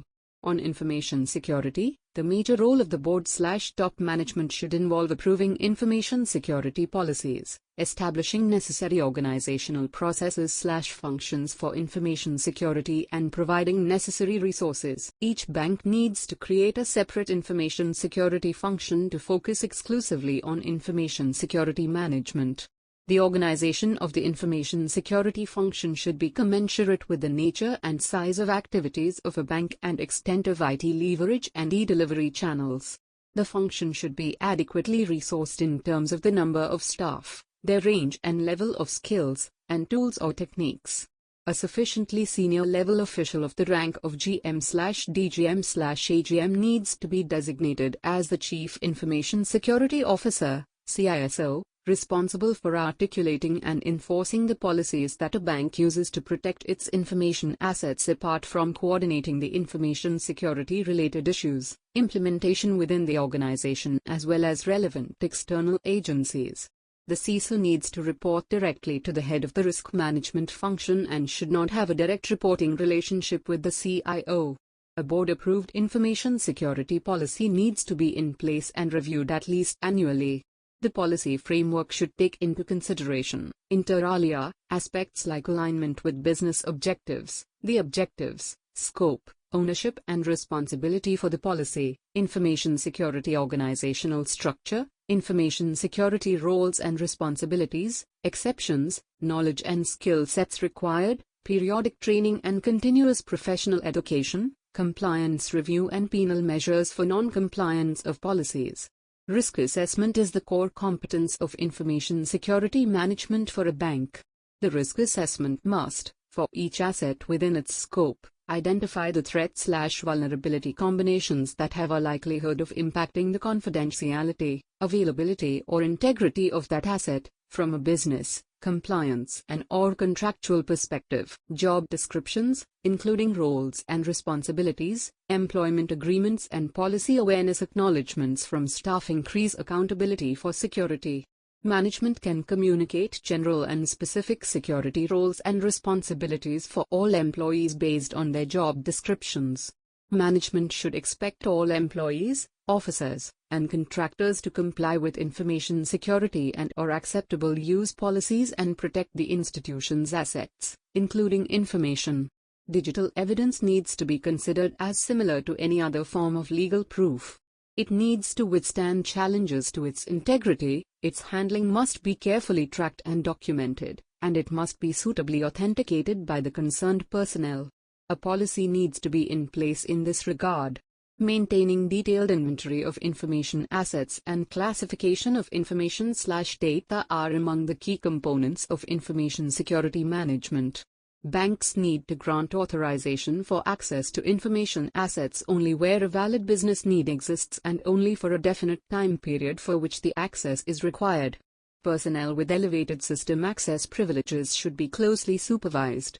Information security needs to be considered at all stages of an information assets, like hardware, software, life cycle, which typically includes planning and design, acquisition and implementation, maintenance and support, and disposal, so as to minimize exposure to vulnerabilities. Banks should have a process in place to verify job application information on all new employees. The sensitivity of a particular job or access level may warrant additional background and credit checks. Banks should implement suitable physical and environment controls taking into consideration threats, and based on the entity's unique geographical location, building configuration, neighboring entities, etc. There is a vital need for initial and ongoing training/awareness programs on information security for employees and vendor personnel. There should also be a mechanism to track the effectiveness of the training programs periodically through an assessment process designed for testing the understanding of relevant policies. A robust incident management process needs to be in place to maintain the capability to manage incidents within an enterprise, to enable containment of exposures and to achieve recovery within a specified time period. Incidents could include aspects relating to misuse of computing assets, information disclosure, or events that threaten the continuance of business processes. A bank needs to have clear accountability mechanisms and communication plans for escalation and reporting to the board and senior management, and customer communication where appropriate, to limit the impact of information security incidents. Institutions would also need to proactively notify CERT/AUDIT/RBI regarding major cybersecurity incidents. There should be documented standards/procedures for administering an application system, which are approved by the application owner and kept up to date. Access to the application should be based on the principle of least privilege and need to know commensurate with the job responsibilities. Adequate segregation of duties needs to be enforced. Every application affecting critical/sensitive information, for e.g. impacting financial, customer, control, risk management, regulatory and statutory aspects, must provide for detailed audit trails/logging capability with details like transaction ID, date, time, originator ID, authorizer ID, actions undertaken by a given user ID, etc. Other details like logging IP address of client machine, terminal identity or location also need to be available. Alerts regarding use of the same machine for both maker and checker transactions need to be considered. The logs/alerts/exception reports with regard to systems should be analyzed and any issues need to be remedied at the earliest. The audit trails should satisfy a bank's business requirements apart from regulatory and legal requirements. It should also be facilitating the conduct of audit, serving as forensic evidence when required, and assisting in dispute resolution, including for non-repudiation purposes. Audit trails should be secured to ensure the integrity of the information captured and preservation of evidence. Banks may obtain application integrity statements in writing from the application system vendors, providing for reasonable level of assurance about the application being free of malware at the time of sale, free of any obvious bugs, and free of any covered channels in the code of the version of the application being delivered, as well as any subsequent versions/modifications done. Data security measures need to be in place. Banks need to define and implement procedures to ensure the integrity and consistency of all critical data stored in electronic form, such as databases, data warehouses and data archives. Direct back-end updates to database should not be allowed except during exigencies, in the event of a genuine business need and after due authorization as per relevant policy. Any changes to an application system/data need to be justified by genuine business need and approval, supported by documentation and subjected to a robust change management process. For all critical applications, either source code must be received from the vendor or a software escrow agreement needs to be in place with a third party to ensure source code availability in case the vendor goes out of business. It needs to be ensured that product updates and program fixes are also included in the escrow agreement. Data transfer from one process to another or from one application to another, particularly in respect of critical or financial applications, should not have any manual intervention in order to prevent any unauthorized modification. The process needs to be automated and properly integrated through straight-through processing methodology with an appropriate authentication mechanism and audit trails. In the event of data pertaining to Indian operations being stored and/or processed abroad, for example, by foreign banks, there needs to be suitable controls like segregation of data and strict access controls based on need to know and robust change controls. The bank should be in a position to adequately prove the same to the regulator. Regulators' access to such data/records and other relevant information should not be impeded in any manner, and RBI would have the right to cause an inspection to be made of the processing center/data center and its books and accounts by one or more of its officers or employees or other persons. Robust system security testing needs to be carried out. Multi-tier application architecture needs to be implemented for critical e-banking systems like internet banking, which differentiates session control, presentation logic, server-side input validation, business logic and database access. A bank needs to have a documented migration policy specifying a systematic process for data migration and for ensuring data integrity, completeness and consistency. Explicit sign-offs from users/application owners need to be obtained after each stage of migration and also after the migration process has been completed. Audit trails need to be available to document the conversion, including data mappings and transformations. Banks need to carry out due diligence with regard to new technologies/systems since they can potentially introduce additional risk exposures. Any new business products introduced, along with the underlying information systems, need to be assessed as part of a formal product approval process which incorporates, inter alia, security-related aspects and fulfillment of relevant legal and regulatory prescriptions. Cryptographic techniques need to be used to control access to critical and sensitive data/information in transit and storage. Banks should only select encryption algorithms which are well-established international standards and which have been subjected to rigorous scrutiny by an international community of cryptographers or approved by authoritative professional bodies, reputable security vendors or government agencies. Normally, a minimum of 128-bit SSL encryption is expected. Constant advances in computer hardware, cryptanalysis and distributed brute force techniques may induce use of larger key lengths periodically. It is expected that banks will properly evaluate security requirements associated with their internet banking systems and other relevant systems and adopt an encryption solution that is commensurate with the degree of confidentiality and integrity required. Banks need to scan frequently for vulnerabilities and address discovered flaws proactively to avoid the likelihood of having their computer systems compromised. Automated vulnerability scanning tools need to be used against all systems in their networks on a periodic basis. Banks need to have monitoring processes in place to identify suspicious events and unusual behavioral patterns that could impact the security of IT assets. The strength of the monitoring controls should be based on the criticality of an IT asset. A bank would need to establish a clear allocation of responsibility for regular monitoring mechanism, and the tools and processes in this regard need to be commensurate with the level of monitoring required. Critical functions, for example relating to financial, regulatory and legal, and risk management, need to be done through proper application systems and not manually or in a semi-automated manner through spreadsheets which pose risks relating to data integrity and reliability. Use of spreadsheets in this regard should be restricted and should be replaced by appropriate IT applications in a phased manner within a definite time frame. Normally, a minimum of 128-bit SSL encryption is expected. Constant advances in computer hardware, cryptanalysis and distributed brute force techniques may induce use of larger key lengths periodically. It is expected that banks will properly evaluate security requirements associated with their internet banking systems and other relevant systems and adopt an encryption solution that is commensurate with the degree of confidentiality and integrity required. Banks need to scan frequently for vulnerabilities and address discovered flaws proactively to avoid the likelihood of having their computer systems compromised. Automated vulnerability scanning tools need to be used against all systems in their networks on a periodic basis.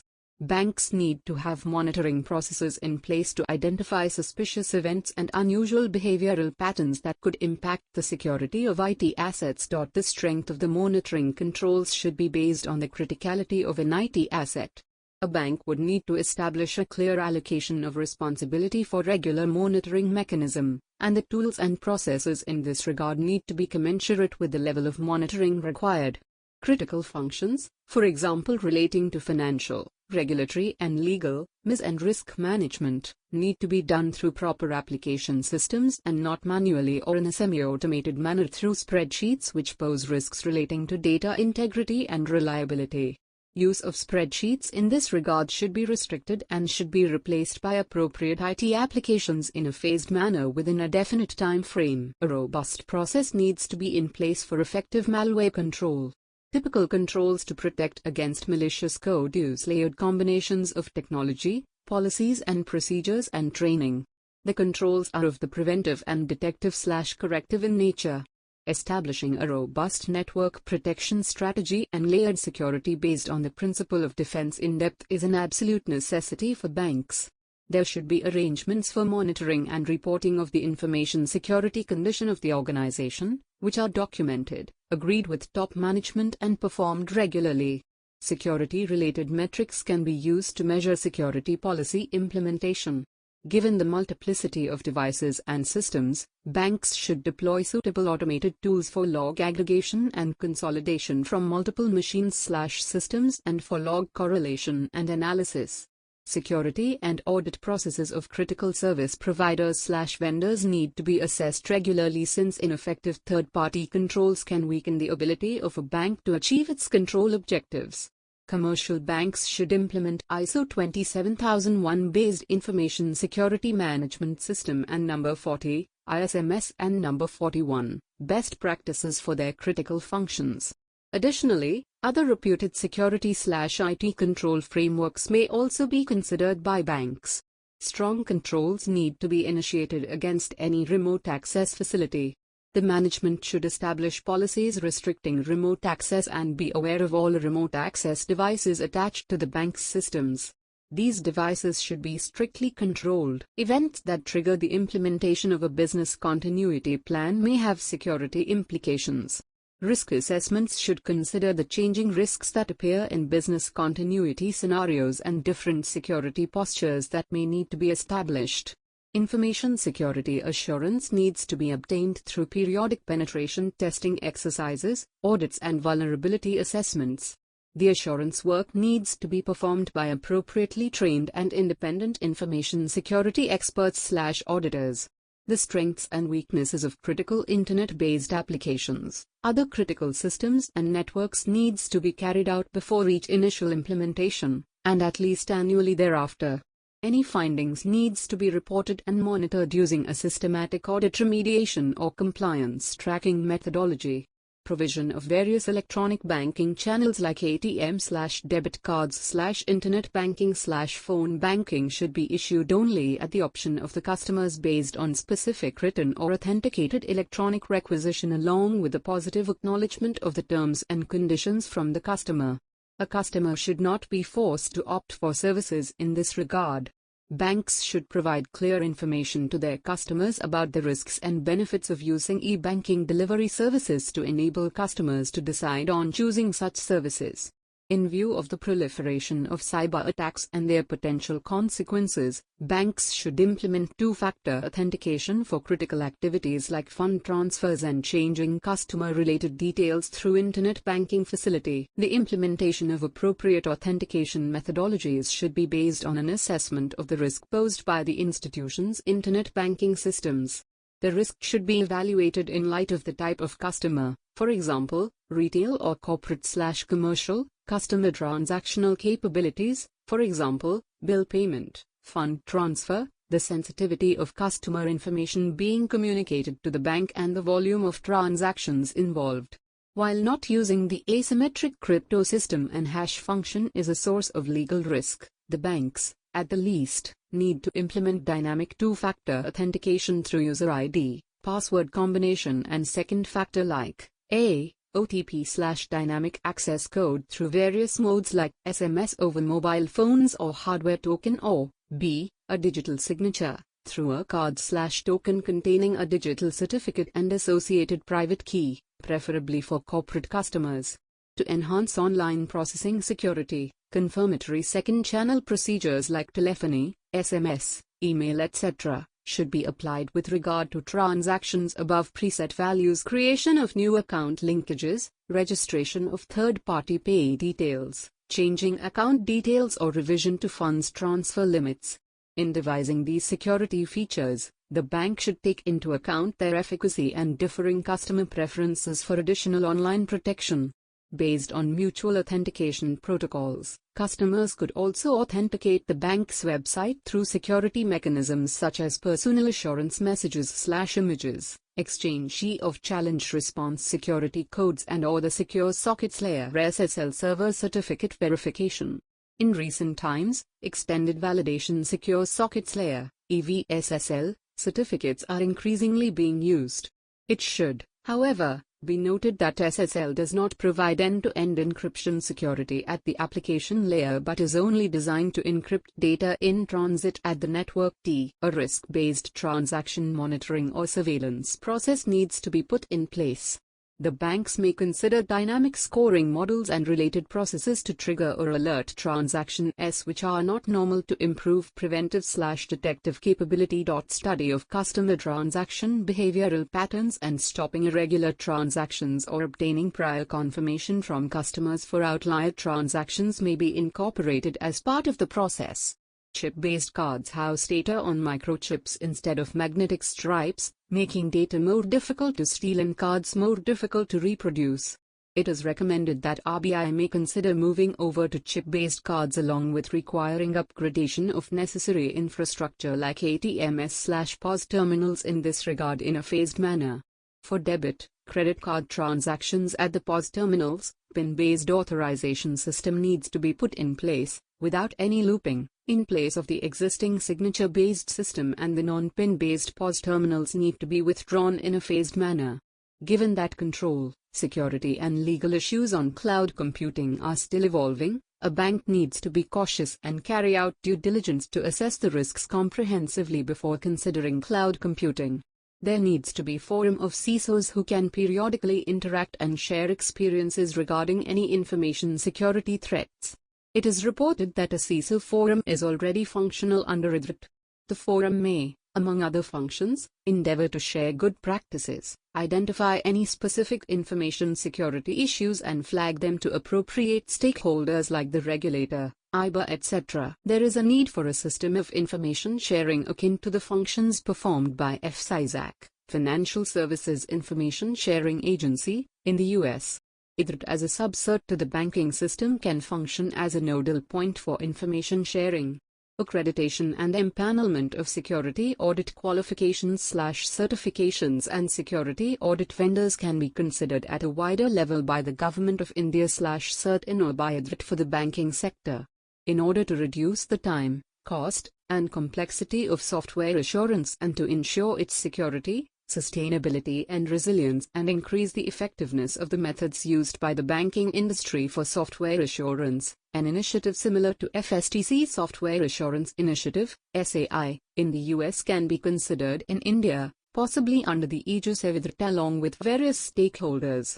There is a need for AUDIT and reputed institutions like DSCI to collaborate and develop security frameworks and detailed implementation methodologies and procedures for the benefit of the banking sector, based on the information security-related aspects covered in this report.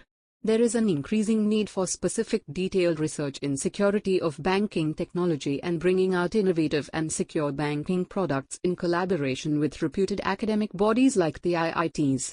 AUDIT can expand its activities/initiatives in this regard. Given the nature of the problem of cybersecurity, there needs to be engagement at a wider level nationally and internationally, with the government, law enforcement agencies, various industrial associations and academic institutions.